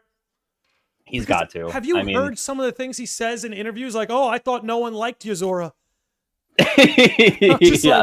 What? Yeah, no, he's gotta, or at least have people. He's gotta have like interns reporting to him about it, like give him my daily Twitter newspaper in the morning. Something like that. It's gotta be something like that. But he's tapped in. But at the end of the day, I saw some people, by the way, just going back to the Kingdom Hearts 4 boss question. They think Nomura is going to be the boss. Yeah. Oh, like a self-insert, oh geez, like a Nier. I don't know. Like, I think now more than ever, like we're veering scarily close to this meta edge that I'm afraid that we're peering over it. Like, there's a lot of like self-fulfillment going on with like the Final Fantasy versus thing and the 15 and like, we think about, and I'm sure you've gone into this at some point, but like this whole idea of Strelitzia talking about like, I need to pull up her dialogue, but she's saying something to the effect of like, this was taken away from me, like it was mine, it was taken away. Like, I feel like that's Nomura talking about not being able to direct. About the nameless star. They took away my name, everything Sorry, about did I say? Yeah. I meant name. Yeah. That's. I feel like that's very self-insert. Like he's talking about his game, his baby that he was supposed to have, and now like 4 is his way of like getting all that stuff back in. Dude, that's what I will say. That is 100% what he's doing. Yeah. Can't convince me. I will say though, like even though I'm someone, because I was a Versus 13 junkie back in the day, watching those trailers for dopamine hits, waiting for the game to come out that never came. So I am like all about this, but I will say I was concerned because I'm like, all right, look, I wanted that game, but I don't want it to take over Kingdom Hearts, right? Yeah, and I don't think it'll take it over. No, but yeah. But I will say, I think there's going to be elements of it that'll appear for sure. 100%. Fabula Nova Crystallis is here. Like I do think Kingdom Hearts is going to be integrated into that lore. But what kind of lowered my shoulders was when I saw in an interview they do want to make a Verum Rex game, and I'm like, okay, good. So you have your outlet to really flesh that out, and it could be sort of self-referential within the Kingdom Hearts story. But maybe let me get to you there a little bit. So like, whereas I'm someone who the prospect of Unreality Yozora versus 13, I find that very exciting. You seem to have a very like cautious approach to this coming. In. Can you kind of share your thoughts on that?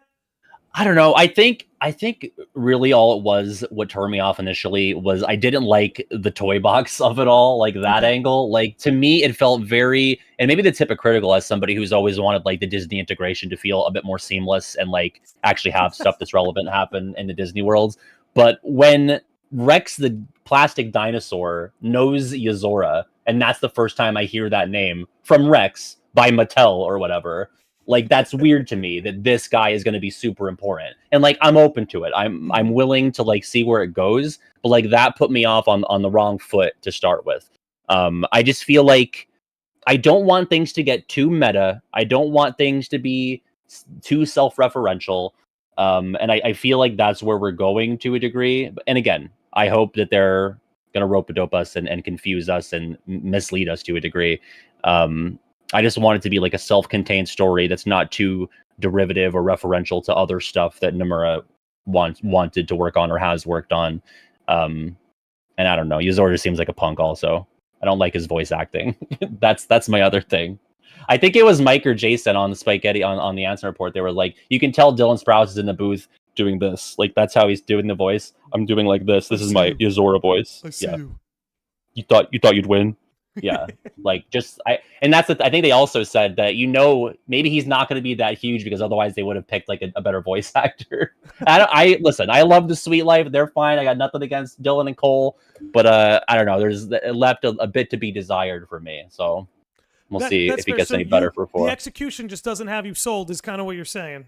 Yeah, that's all it is. And, I'm not, like, out on it forever. Like, when people see the robot foot in the trailer, they're like, oh, Star Wars, it's Jump the Shark. I'm done. Like, no, I'm willing to see where it goes. Like, I'm not gonna, make my stance on this super solidly. I'm willing to see if they could sell me on it. But they haven't completely sold me. I'm, like, 40% there, though. I get higher on it in time, as time goes on. Well, I mean, that comes with the execution, right? If they pull off solid execution, it can win people like yourself over. But how would you feel? Because I have a feeling they might be doing this. How would you feel? Because I like that self-referential stuff you're talking about. I can't help but feel like that's coming because I feel like they played it very heavy-handedly already. How would you feel if like Unreality was a world that kind of had a nature of that, very meta, but then back in the Kingdom Hearts world, things are as they should be. Like you said, a little bit more self-contained.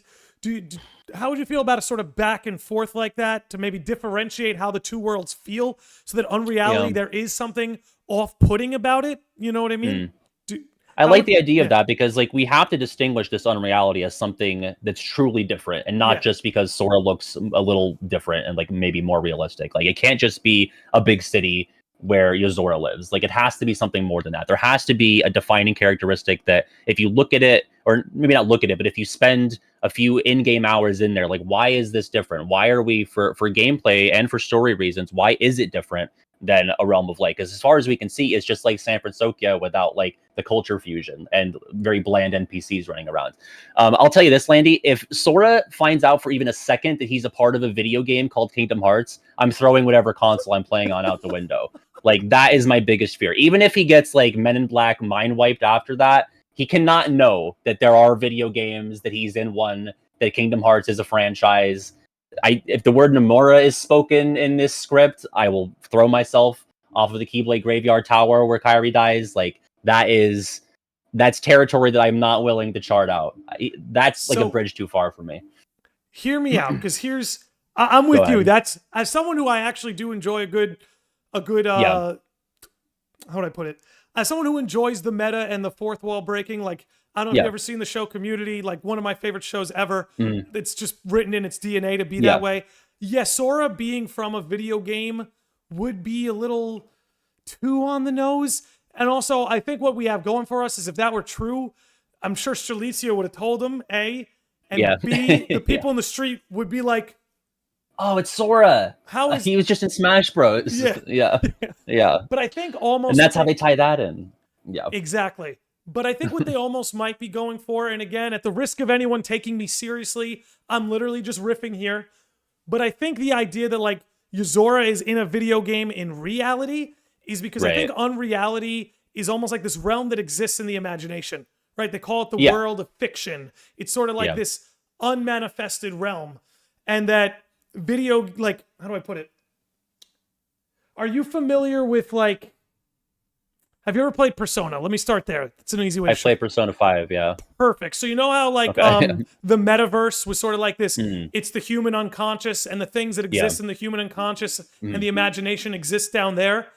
I almost think that might be how Unreality functions, is that, you know, like, again, you could take it on the nose for Nomura. Where does Versus 13 exist now? Only in his imagination. Only in his. Oh, God, you're so right, and I hate it because you're so right. But yeah, so I mean, yeah, I like that. I like that as like that is the defining feature of Unreality, because we've heard Ansem the Wise describe it as a world of fiction, a world that's not of light or dark. Which that seems weird to me. I feel like that can't be right. Like, right? There's got to be like it's not in what we call the realm of light or darkness, but there's got to be like those attributes still have to exist. Sun. Like we see, there's a sun. You can we see Heartless switches. there.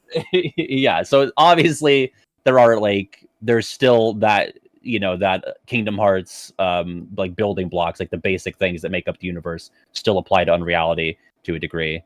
I like that idea of it all being like the imagined or the fiction, but then like so anything that's fiction to the characters in reality, aka in normal KH land, is Unreality. So like 100 Acre Woodlandy, is that not Unreality then? That's a book. That's a good point. I'm calling you on that one now. That's a good point. Does Pooh know Yozora? Are they on a first name basis? Because he's from a book, he's from a video game. That's like they're like cousins in that way. They're bonded by media. Yeah. Hold on. We have to take this a step further. I think I got something wrong here. Yozora is only in a video game in the toy box version that young Zay like in. Ooh. That's true, right? Like young Xehanort and the organization could have fucked with the toy boxes. We know that he did, right? They split in half or something, which they split. I gotta see receipts on that. And I gotta see like the process and like know more about that, because that is something that they're like so lightly touching on in KH3. Like it's a line. It's like one or two lines where they're like, yeah, like he split the world in half and half of us are in the other one. What? Like, can we please like stop down on that? And like the organization, even the great, like maybe in a report somewhere they talk about that, but I need to know more about that. And when you bring that up, they totally could have fucked with that world and made like, let's just put the true king, let's put him in the video game just to, I don't know, fuck with Sora, like to like give him some foreshadowing for later. I don't know what the hell. Well, I think that's crazy. I think because I imagine the Master of Masters is going to have some plan that requires Sora and Yozora meeting. Some kind of clash. I've always kind of theorized that what the Master's trying to do, God, the people who listen to my podcast are going to hate me because they always hear this, but but the idea that sort of like everything the Master's doing is kind of what Xehanort was doing, but to the 10th power. So the way like Xehanort tried to get Ventus and Vanitas to clash for some like consequence, being the Keyblade, I almost wonder if the Master's going to try and get Sora and Yozora to clash for some sort of like consequential outcome, I don't know. Just riffing there. Yeah, instead of light and dark, it's like the guardians of reality and unreality. Like they represent those two forces. But why? What does he want? Like, can we talk about that? What the hell does he want, dude? I would love to. Like, what the fuck does he want? So before we get into it, and I'm gonna go off. I'm gonna chew your ear off. But first, please. Big shout out to Billy the Kid through $5 super chat. Says Landy and regular Pat. Two legends collide. I know Billy. I love Billy. Billy's the man, dude. Yeah. Billy's been in my comments like even before my channel got bigger, so I love Billy. Dude, same. It's good to see you here, dude. When my channel was like a fraction of the size it was today, Billy was in the chat, bringing the good vibes. So thank you, Billy. Good taste. You're the man. To get to your what does the Master want? Okay, so the Master's past. He's from another world, right? That predates Union Cross, where he had friends, he had family, and he talks about how the darkness took all that from him. So now he's based his life around defeating darkness, getting rid of it. Darkness is it's the cause of all pain and suffering. I want to get rid of it because it's tainting existence as we know it. Again, sort of similar to Xehanort. So what I think the Master wants, because he's intrigued by the realm of fiction, right? Because he learns in Union Cross, he found this place, neither of light nor dark. So without those, and you were talking about how those building blocks are present in Quadratum, but I think that's a consequence of Sora being there, because the Heartless follow the Keyblade. And if the Keyblade... again, because the people that see the dark side monstrosity, they're not like, oh, it's Tuesday, here's the dark side guy. And they're like, oh, this is new. We've never seen this. Well, so, and I'll tell you, I got to give them credit. They want to go with a more realistic approach. The most realistic part of that trailer was the dude who was like, I got to get this. He was like getting on his Insta story. But, so what he wants... He's interested in the realm of fiction, I think, because, again, it's this world that's capable of sustaining itself without light or dark. So I think he's going to try and basically take the reality we all know and drag it into the world of fiction. Because in that world, he's able to have a certain type of control that wasn't available to him in Union Cross, in the world that came before. Obviously, we know his plan to put the darkness in vessels and rid the world of darkness forever. But I think it goes a step further. I think he wants to rid the world of light forever, too. I think he's just looking for a world that is beyond light and darkness, that he sees those elements as constraints that hold humanity back. So you said you played Persona 5. Did you play Royal or did you play base Persona? I did, yeah, I played Royal. Okay, so it's kind of similar to what Maruki was going for. Ooh, I loved Maruki. Me so, too. Listen. Yeah. Yeah. Because that's the thing. He has this tragic backstory that's led to him wanting to defeat darkness. It just seems to go together for me. I don't know. Yeah. So you're saying ultimate goal is like a merger or like a sort of annexing of reality, like we're pulling it all in. That's like the end goal. So like, oh man, how is he going to do that, Landy? Like, what's the modus there? Like, how do you get to that point? Well, how does having Sora?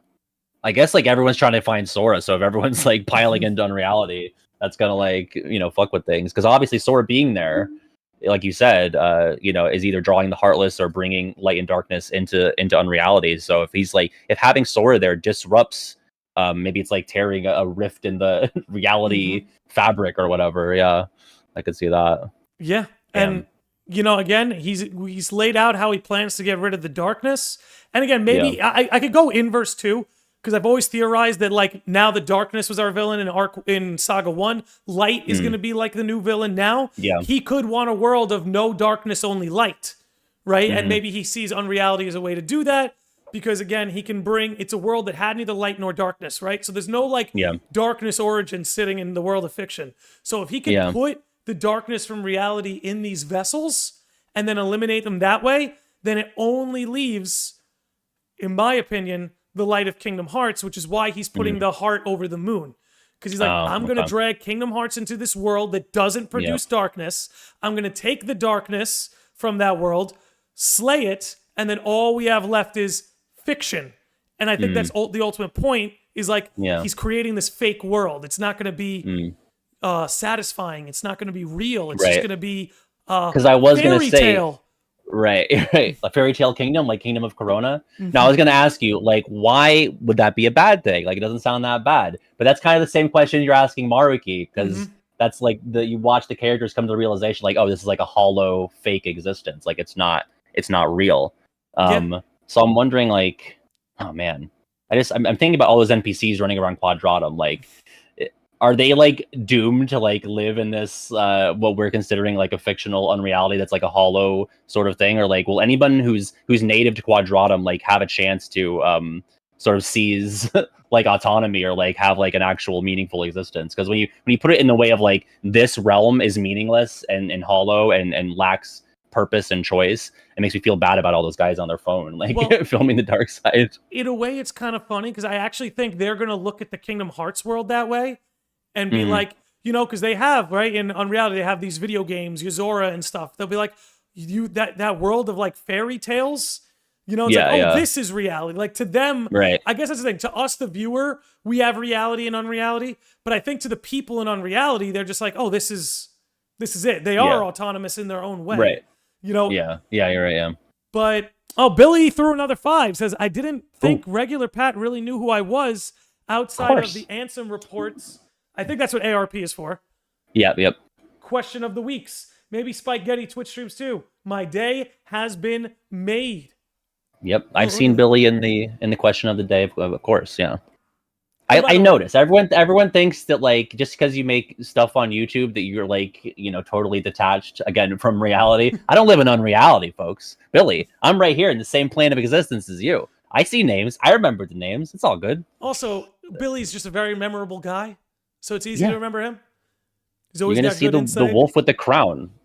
It's a good profile picture, And Omelet Street chimed in earlier, says, 2 of my favorite Kingdom Hearts content creators in a call with one another. Somebody pinch me.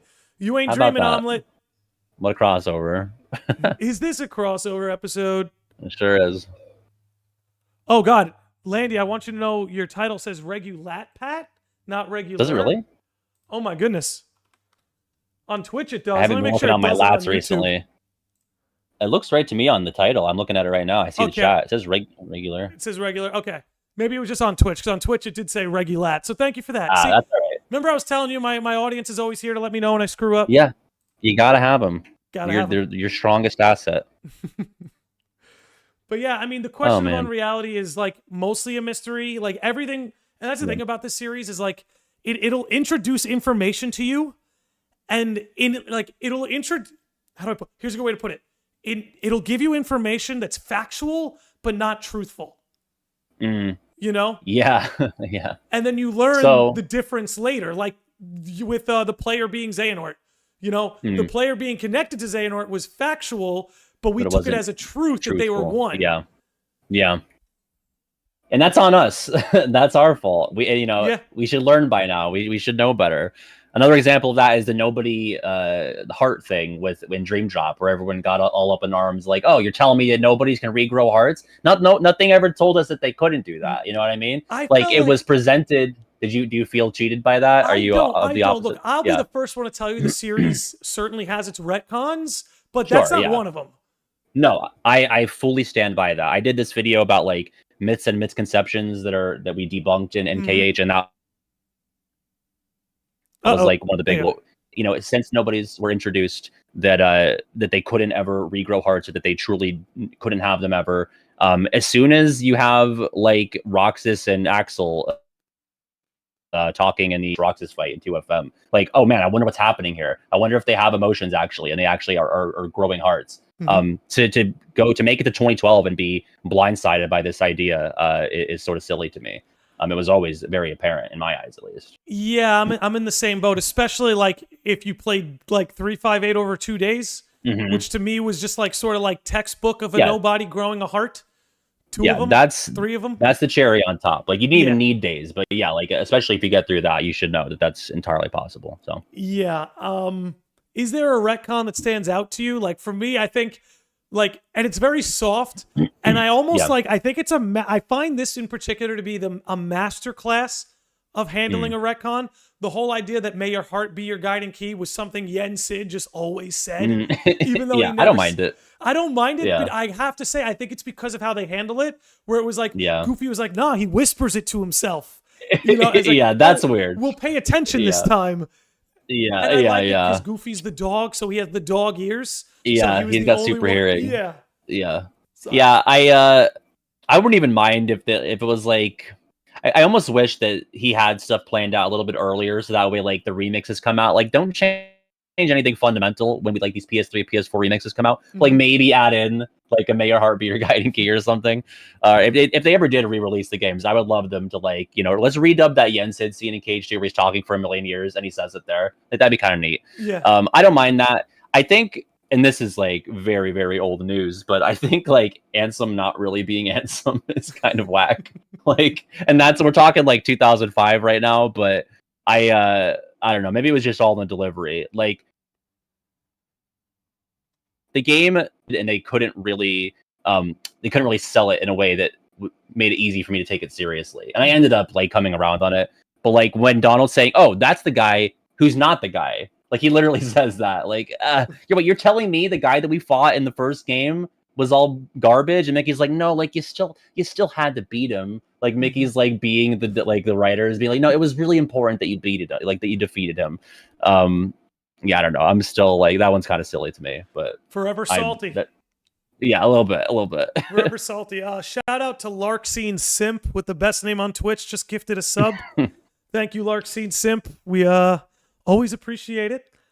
Crystal Phoenix asked a question. So clearly, the new 7 lights was primarily to avoid going to Agrabah for the 1,001st time. Then if the new 7 lights are the 7 pieces of light broken from the Keyblade, I'm not sure what the question was. Yeah, I'm missing that as well, but it's probably on us, not on them. Yeah, that's... I'm down with not going to Agrabah, though. I'm good on Agrabah. Yeah, I'm kind of good. I'm good with the new 7 lights thing, but I do think, like, they have to really, like... I'm fine with them switching up the Princess of Heart once. Don't do it again. Yeah. Like, just commit to these 7. Yeah, let's stick with these, yeah. Speaking of which, so we have 4 new Princess of Heart. I imagine Kyrie gets to keep her role. It seems like they've sort of at least soft confirmed that she's like sticking with it. Then you have her, Anna, Elsa, Anna, and Rapunzel. Yeah. Who do you have a 3 that you would pick off the top of your head? Locking in Moana, I think there's just no way that she's not in this next game. Too easy. If you look at all the Nomura interviews and look at like, oh, there were games or movies that came out that we didn't have enough time to include. Like he's saying that like around like 2016 to 2018, like that block right there, I think is like ripe for worlds. That's why I really hope there's like a Coco world. Coco world, and then perfect. God, and I wish they didn't like go full quadratum, because they could have had like Sora like start KH4 in like the Coco Afterlife world. I would have loved that shit. I don't think they're gonna do that at this point. But so Moana, locking her in, and then like the next 2, I'm of the mind, and I feel like I get a lot of pushback on this, but I would love for them to do Princess and the Frog world, but I feel like they didn't do any like 2D style stuff in 3. And so I feel like they're veering away from like doing the traditional animated movies and not getting representation. Like they had Hercules and 100 Acre Wood, but that was like stuff they already had. Like those were returning things. Everything else was either CG or live action in the case of Pirates. So I think Tiana would be obvious. I feel like a New Orleans Princess and the Frog world would be nuts and awesome. But I'm on the fence on her. And then like, I don't even know who really would be the next contenders. Like, I kind of like the idea of it being Vanellope, to be honest, because I feel like that's what I was about to say. Wreck-It Ralph being confined to Union Cross is like such a sin to me. I feel like it should get its own thing. I feel like, is she technically like a queen or whatever? Queen Vanellope by the end of the movie? I haven't seen Wreck-It Ralph in a bit. I think so, but like Jasmine's a queen too, right? Like, yeah, and Elsa's a queen. And honestly, like they haven't even said the word. We don't know that they're princesses. That's another thing. They only say New Seven Lights, so everyone's like trying to shoehorn it into being princesses, but it could be like it could be a dude, it could be Ventus or something, it could be Kronk, you know? Who cares? Make it happen. It won't be, but it's nice to pretend it might be. Yeah, it's very fun to pretend, but I think we shouldn't rule out the possibility that it's not entirely women and it's not entirely royalty or royalty adjacent, because I don't know. I haven't seen Raya and the Last Dragon. Have you seen that? But like, apparently people are saying like it fits in well. Like heart is a central concept to that movie. So I could see that potentially being a thing. I don't know what the timeline looks like. I feel like that was like a 2020 or 2021 release. So I don't know how far along they are with the worlds or picking what's going to go in, but that could be a pick. So I guess I'll land on Moana, Raya, Vanellope. Those will be the ones. I think Vanellope is actually a shoo-in, because like really? Vanitas himself has visited us in the chat, says Wreck-It Ralph got a summon in Kingdom Hearts 3, so maybe that was a hint. I think so, because again, I think Wreck-It Ralph was a summon in Kingdom Hearts 3. It's where True Darkness was trapped in Union Cross, and it's literally like a gaming crossover world. And you know what? It's also, you get Wreck-It Ralph in Toy Box, which is where the Verum Rex thing happens. So, right. Yeah. Yeah. I think it's a little wink and a nod, honestly. And we have precedents for that. We have like Simba showing up and Mushu in 1, and they end up having a full world in 2. So it's not like unheard of that, or Stitch even in 2, and then he has a world in BBS. So it could totally be sort of a nod to that. I guess it's sort of like when they've cleared the rights for something, and like they have time to build a summon, but not a whole world. Wildcat Diana on Twitch says, so going back to the Child of Destiny, what about the empathy powers? Sora is the one that had them. Neither Riku nor Kyrie do. But we saw with Baldur that you can go insane from them. What if that is what the Master wants? To drive Sora, create a true darkness out of Sora? I think that might be what the darkness wants. Yeah. I don't know if that's what the Master wants, because the Master wants strong hearts of light to contain darkness, which explains why he'd be interested in Sora. He seems like a primary candidate. But maybe that's because we have multiple players here. So Diana, maybe that's what darkness is going to want to do to Sora. They'll want to conjure up a darkness out of him, because a darkness conjured up out of Sora would probably be pretty powerful. So I don't know. That's where my mind goes with that. Yeah. A lot of people like your princess recommendations. I'm seeing a lot of Raya's jump in the chat. I'm seeing a lot of Tiana's. Who's Mirabelle? Someone educate me. I'm seeing some Oh, Mirabelles. Mirabelle is the main character from Encanto. I would actually be Encanto, actively okay. against Mirabelle being a princess or a new Seven Light. The whole gist of Mirabelle and Encanto is that she's in a family of people who are spectacular and they have like their own superpowers, and she's the only person who doesn't. It would kind of be like the Encanto equivalent of the Child of Destiny if they were to make Mirabelle be like this special sort of light thing. I think it should be. It could be like a thing. Remember in KH1 where like Hook was like, "What? Wendy's not one of them? How is Wendy not one of them? Like we have her right here. She's like, she fits the bill. She looks just like Alice." It should be like a thing where they think Mirabelle is one and they find out that she's not. Okay, I think that'd be great, actually. Yeah, because I think it would like run entirely opposite to the point of the movie to make Mirabelle special. She comes to terms with not being special throughout the movie, so, and she's not a princess. Yeah, that's another thing. But I don't think that truly matters. All right.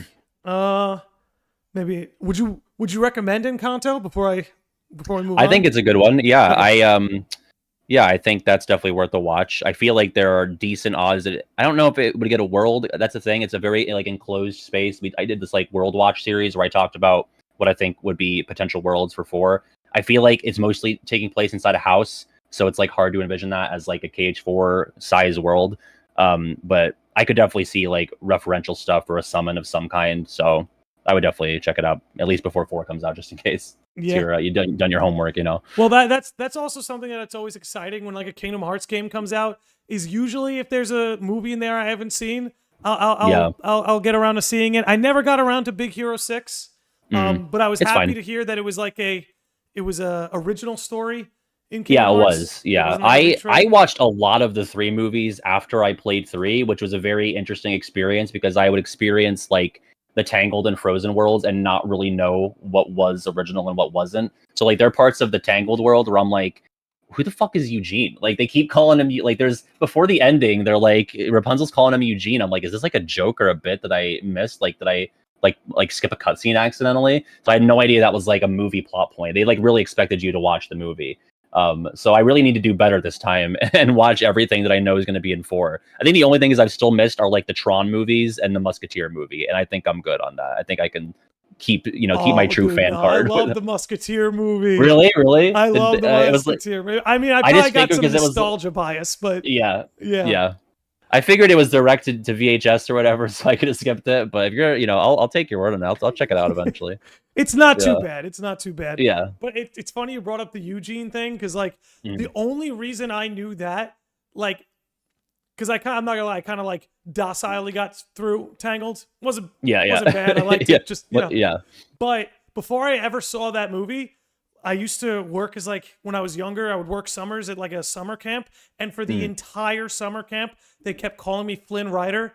And I actually had no idea what it was until Kingdom Hearts 3 was announced. I was like, wait, that's Flynn Rider? Oh, I was like, my nickname. I was like, what? Yeah. Like, you're rolling around on barrels. Stupid. Yeah. That's fun. That's fun.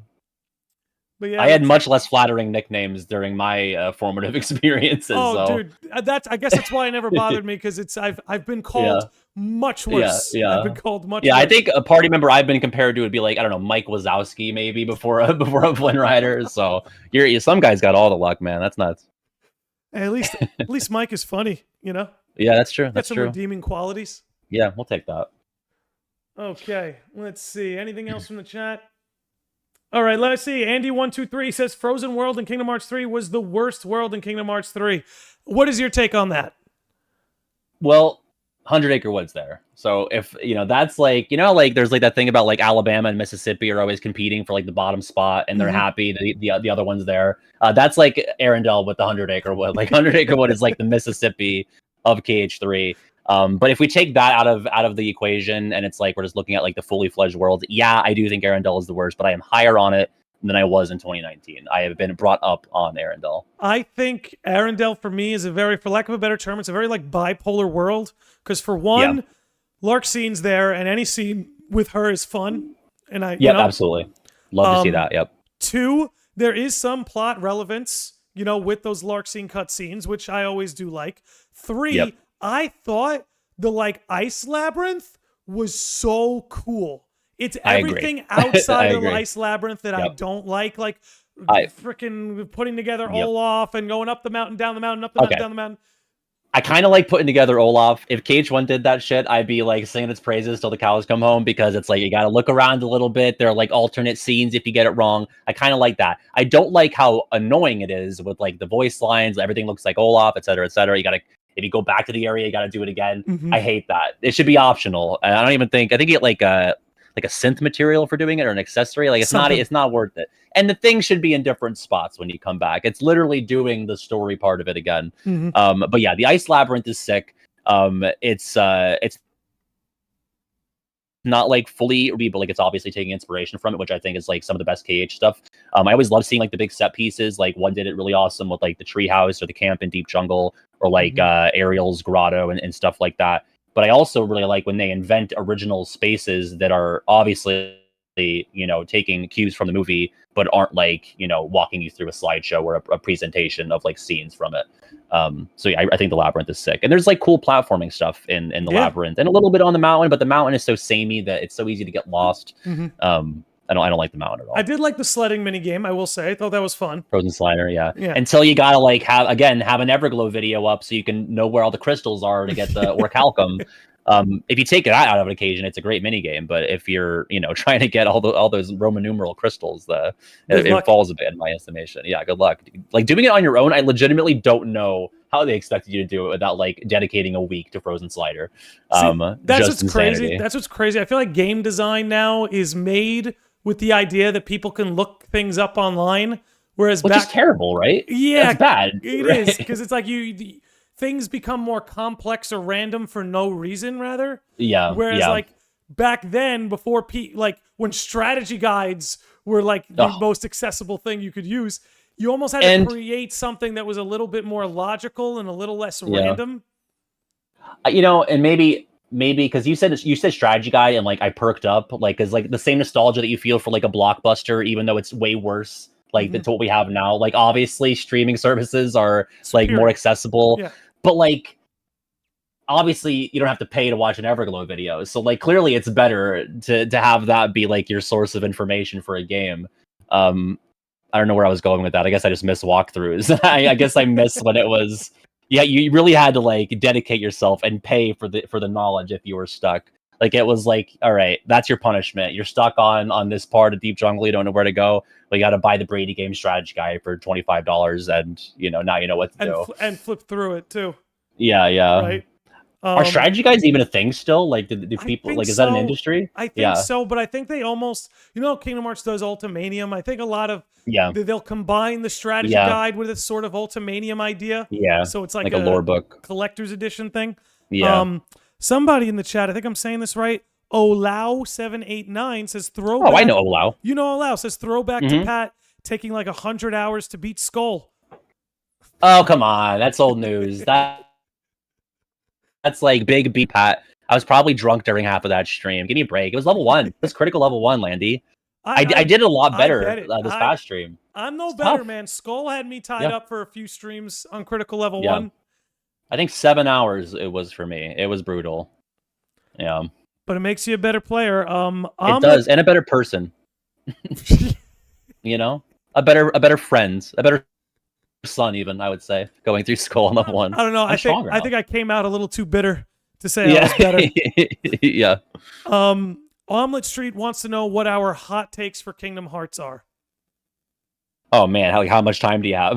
Like, you know, we've got, all right, look, it's like an hour and 43. I usually start to apply the brakes at the 2-hour mark, so we got some time if you want to throw something out. Yeah, I mean, well, obviously KH1/2, that's like the big one. KH3/2 as well. You and I are simpatico on that. I'm just like recycling old material for me, because I've, you know, between Twitch and YouTube, I've done everything in terms of like my hot takes.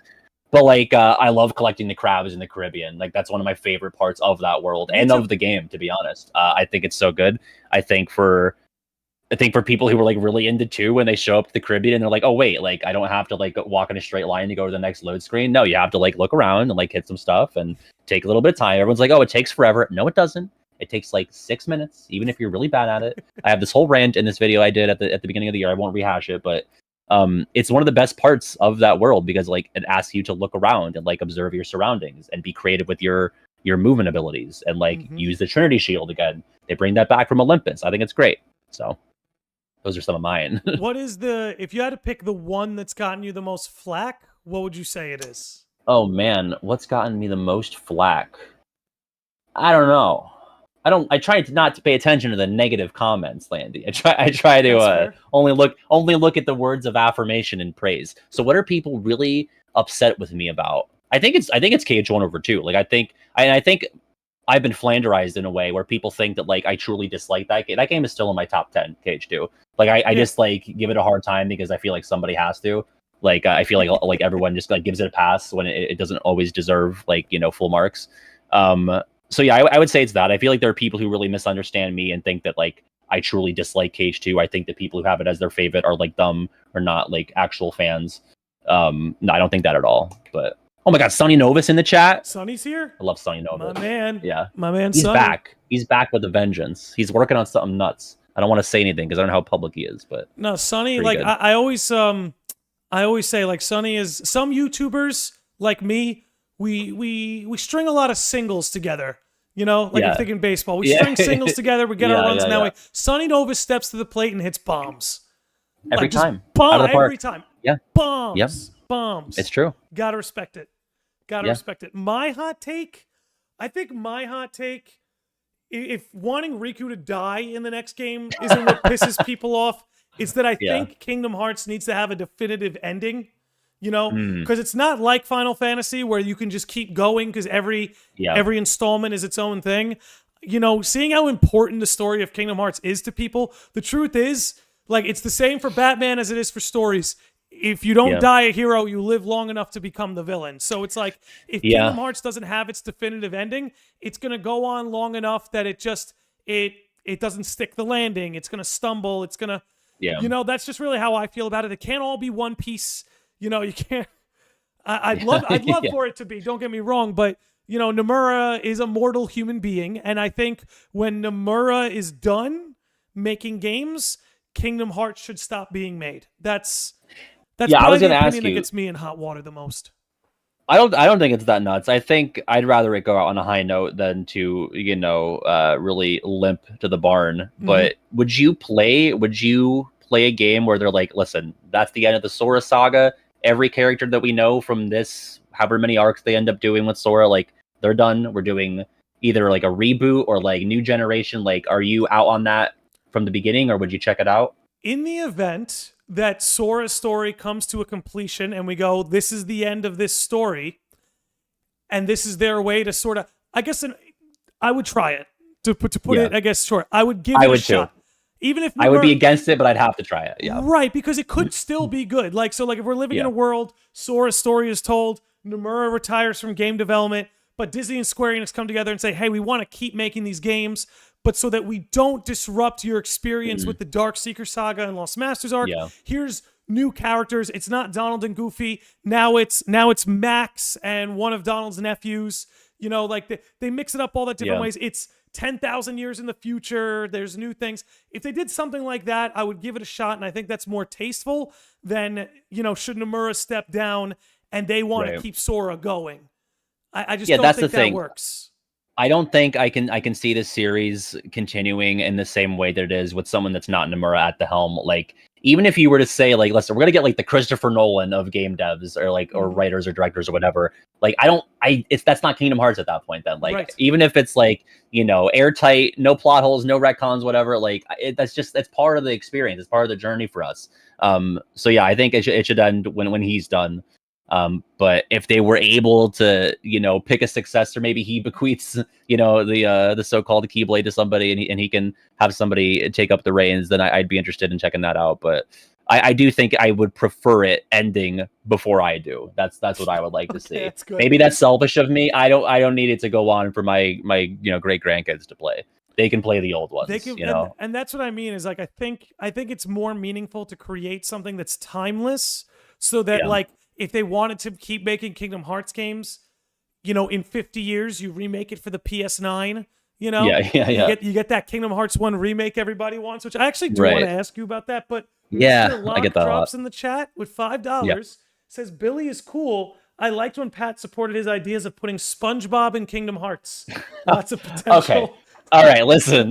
we gotta establish the context. This was like hour 2.5 of like an Ansem report appearance where it was like the question of the week was like, all right, put a non-Disney World or non-Square thing into KH, and like they made me like tier rank like how good SpongeBob would be along, like people were like Nier, or people were like Naruto, or My Hero Academia, SpongeBob, Avatar. I was like, yeah, okay, this goes here. This is more likely and fits better than that. So that, I think SpongeBob was upper half though. Were you looking at like a spatula keyblade? Like, is that what we're looking obviously. at? Yeah, Plankton, boss fight, easy money. That's a layup. Plankton in a mech?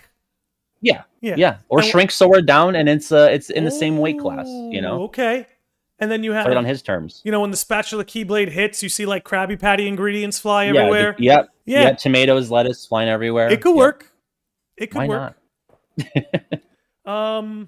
Yeah, so Kingdom Hearts 1 remake, I see people talk about that. Like, it seems like something some people want. Yeah. 1, do you think it's too soon? And 2, do you think it's worthy of a remake at some point? Well, it's definitely not too soon. I feel like we've seen, like, even FF7. What was FF7 was 97, right? And when was 5 years remake? before 2020. Yeah. So, you know, I don't think it's too soon. I don't think it needs it. I'm definitely not opposed to it happening, but like, I think there's a lot of things they have to be careful about. Like, what do you even do with like the deep jungle of it all? That's something that always comes up when you think about it for a little bit. I would hate if they like, okay, now it's KH1, but we have flow motion now. That would really sour me on it. Like, please don't change how anything moves or controls. Like, I guess like, no, I don't know. Everyone would push for it to be like more like 2 or 3 in the combat to be you know, quicker and buttery smooth. Part of the charm of KH1 to me is the more grounded and heavier feeling to things. So I mean, I don't know if they like gave it a new coat of paint and like spruced it up, quality of life stuff. Like, I wouldn't mind that, but I think playing it on PS4 or 5 right now, or PC, whatever, like that's good enough. Like it aged so well. I think it's basically timeless. I don't think like the graphics really, you know, have any wear and tear on them, because it's also cartoony in most spots, and the original characters are stylized in a way that it's not like, oh, there's like blocky, like you look at like the Bouncer, which was like 2 years before that, like that's aged clearly. You mean Sora's past life? Yeah, exactly. Where he fought Duragon C. Mikado. I don't think it really needs it. I'm not opposed to it happening. I'll check it out, obviously. I won't be on Twitter like doing a boycott. But I think it's, you know, it's unnecessary right now. So if you had to, I just thought of this. If you had to bring one world from Kingdom Hearts 1 back, what would it be? Man. You know what I think is like the biggest robbery of all time? I drunk tweeted this a couple of weeks ago. If we're on the same page, I'm going to flip, but go ahead. Okay. There's a few things. I mean, my inclination is like, imagine Christmas Town in KH1. Like, if it could have been like, I wish it was like the full Nightmare Before Christmas was represented in KH1, because you only got the Halloween half. Christmas Town in KH2 being like 3 flat rooms in the factory is such a bummer. So there's that. And then I guess number 2 would be Wonderland, actually. I would kill with modern day visuals to bring Alice in Wonderland back. I would. Yeah. And I think there's a way, Landy, because I think Nomura I think that he's on record as liking the 2010 the live action Alice, which is probably not what you're looking for, but like I think that's like the next best thing that you're gonna get. What I'm really just looking for are the trippy visuals that they can do. You know, I obviously love the Alice in Wonderland story. That's great and all, but artistically, because like, for instance, like I think the freaking Let It Go sequence in Kingdom Hearts 3 is superior to the cinematic one.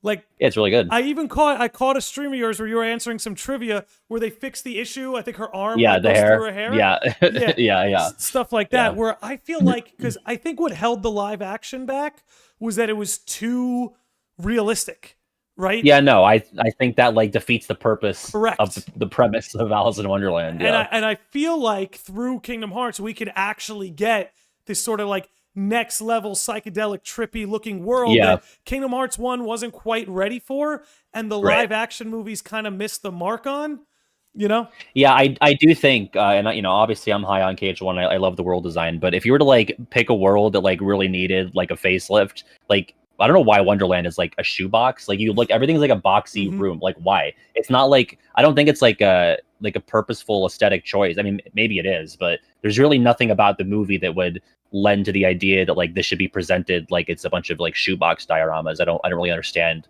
Like you look at the forest, like it's a painted on wall, and it's like got like these hard corners. Why? Yeah. So I would love to see it like get redone. That'd be awesome. Yeah. Let's see. We're almost at the 2-hour mark, so we are coming up on time. Vanita says, "Don't fix something that doesn't need to be fixed." That's all I have to say for a Kingdom Hearts 1 remake. I think it's perfect. Yeah. Yeah.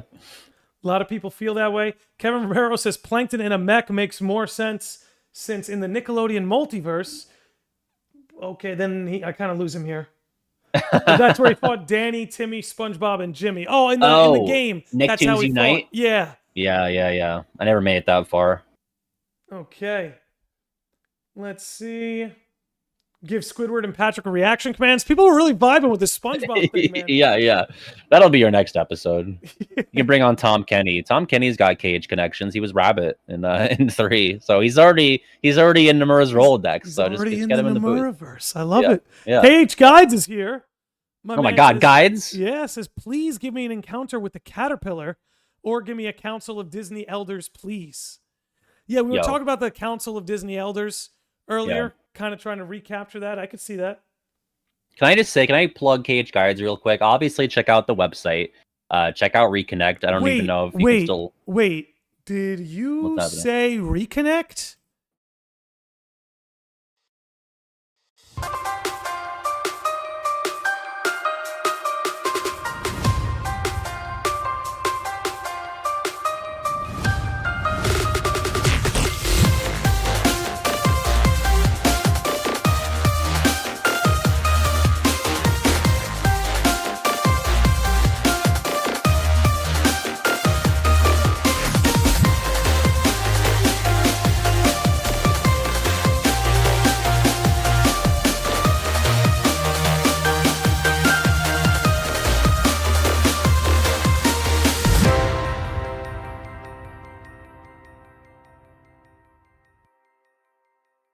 East Coast. We'll see. We're back. We're back rolling, and I say that entirely for your sake, Pat. Yeah. But thank you. Chat says that had to be planned. No, it actually wasn't. Like he told me during the ad that he was like, "Thank you for the segue," because I usually it's not that smooth. So. No, I'm not surprised the audience doesn't buy that was genuine, because again, I'm usually so bad at it. Yeah. But yeah, I just wanted to say, like, obviously check out the Cage Guides website, and then I love to plug this video that he did for March Caprice 3, which was the trading card game where he like did a deep dive on the trading cards. You got to go check that out on his YouTube channel, because I think it's like some of the best production value I've seen in a Cage video. So I am gonna go ahead and grab that, and when the episode ends, since YouTube doesn't do raids, I will drop that link in the YouTube chat so you could all check it out. Yeah, dude, there was like I've seen like people post pictures of like the Kingdom Hearts trading cards. Yeah, I've seen some of them like in like mom and pop gaming stores being sold. I didn't realize how like deep it went. I thought they were just like collectibles. I didn't think there was an actual like game to all of it. It existed so amorphously to me until that video. I was like, I'm like vaguely aware of it, but like there's like probably like 5 people out there who know about it, and he just like breaks it all down. It was awesome. Yeah, dude, Guides is the man. Everybody should check that out. I'll be throwing that link in the chat soon. Your boy Olau, am I saying that right? I think I'm saying that right. He says best non-final boss in the series. It's a good question. I assume secret bosses count. Series? If we're talking like just on a gameplay level, Yozora is really good, dude. Yeah. I just talked about how I'm like not the biggest Yozora supporter ever, but I think it's like not as BS as Lingering Well. Like Lingering Well has these parts where like I don't know. I did it on critical level 1 2 summers ago, and I remember like there's like this HP gate where like you don't know when he's gonna like just break out of the combo that you're doing on him and like go into his like Keyblade Whip. I hate that shit. Yozora was like it's bonkers. It's like crazy. It's unfair. But it's not unfair though. Like it feels unfair, but then you realize that it's not. It's So I actually really like that as completely fight. fair. That's actually the thing I love about it, because I kind of like what you were going on with like Lingering Wheel, and I feel this way about Sephiroth too. Even though like I love all those fights, like Sephiroth fight in Kingdom Hearts 2, I can't tell you like what a awesome. what a curedom for boredom that was for me in my younger days. You know, but like you said, there were just some aspects to how they would engage you in battle that I don't want to say was like cheap, but there wasn't a lot of rhyme or reason. Whereas like with Yozora, there is like something formulaic about every move he makes. Every like you first battle with him and you go, how the hell can I even win this? How the hell can anyone beat this? But then you realize there's something to every attack. There is there's pattern. The pattern recognition is completely fair. Like, I don't know. It's just so, to me, it's just such a well-designed boss. I would go with Yozora, but let's say for a minute, Yozora counts as a final boss because he's technically the last boss of Remind and Limit Cut. Who would you pick other than Yozora? I mean, can I pick, like, I love Sora versus Ansem in the crater in KH1, like the second Ansem fight where you don't have Donald and Goofy. I feel like I love when they're in the same weight class. There's not like a bunch of shit flying around, like you're grounded, you're just doing your basic 1v1 combos, like no World of Chaos, Super Glide, any of that. I think it's so atmospheric, it's so like climactic. Like I kind of wish that was how the game actually ended, because I feel like doing that, then going into World of Chaos by yourself, and then like slowly getting your party back in that last World of Chaos fight with Sora, Donald, and Goofy versus Big Ansem, like it's just not as difficult as that crater fight. So I would probably go with that as my like non-final boss, even though he is like technically like part of that gauntlet. If not, then Riku Ansem. I love Riku Ansem in Hollow Bastion. So. Dude, I have like 2 honorary mentions. One was Riku Ansem. The other one was Sephiroth KH2. But to me, very obscurely, I think my favorite boss battle would be Remind fighting the armored Xehanorts as the Guardians collectively. I love that. I did a KH3 boss ranking, and I think I had that at like, it was like top 5 or something, and people were like, you're nuts. I was like, no, I'm not nuts. Like, this is something that you draw in your notebook in algebra class when you're bored. Like, you're waiting for KH3 to come out, you're waiting for news, and it's like, that was the thing. Like, everybody was like, there's going to be like, you're going to have like 8 party members, and you're going to fight all of them at the same time. And obviously, it wasn't quite that. Like, there are limitations. It's not going to be like that cheesy. But like, that was like the closest thing you got to that. You're controlling all of them at once, like this big collective health bar. That's amazing. Like, that's just like childhood come true right there. Just so good. I also love the replica Xehanorts. I think that's like the spookiest, creepiest fight in the series. And Scala, it's so weird. They just like float there. They're creepy. Yeah, well, it's kind of like what Xehanort's vision was for the vessels, just to be these like hollow husks. You know, it's crazy very stuff. unsettling. All right, we are over the 2-hour mark. Wow, time flies. Time does fly, dude, especially when you're having fun. Was there anything that we touched on today that you wanted to bring up again, or something we forgot to bring up? Anything of that sort before we start wrapping up? I think I've made it really clear my stance on Sora as the child of destiny. We should reiterate, brace yourselves if you're, not inclined to it, like similarly to me. Just get ready for it being the route that they take. You got to have low expectations. That's the key to happiness. That's sort of my mantra. But I'm very open to it being Riku. I really hope it's Kyrie. That's the note that I want to leave that on. And I'd echo a lot of your sentiments. I think if it's going to be Sora, it's going to be Sora would be the toughest one to pull off. But I'm open to it being Riku Kyrie.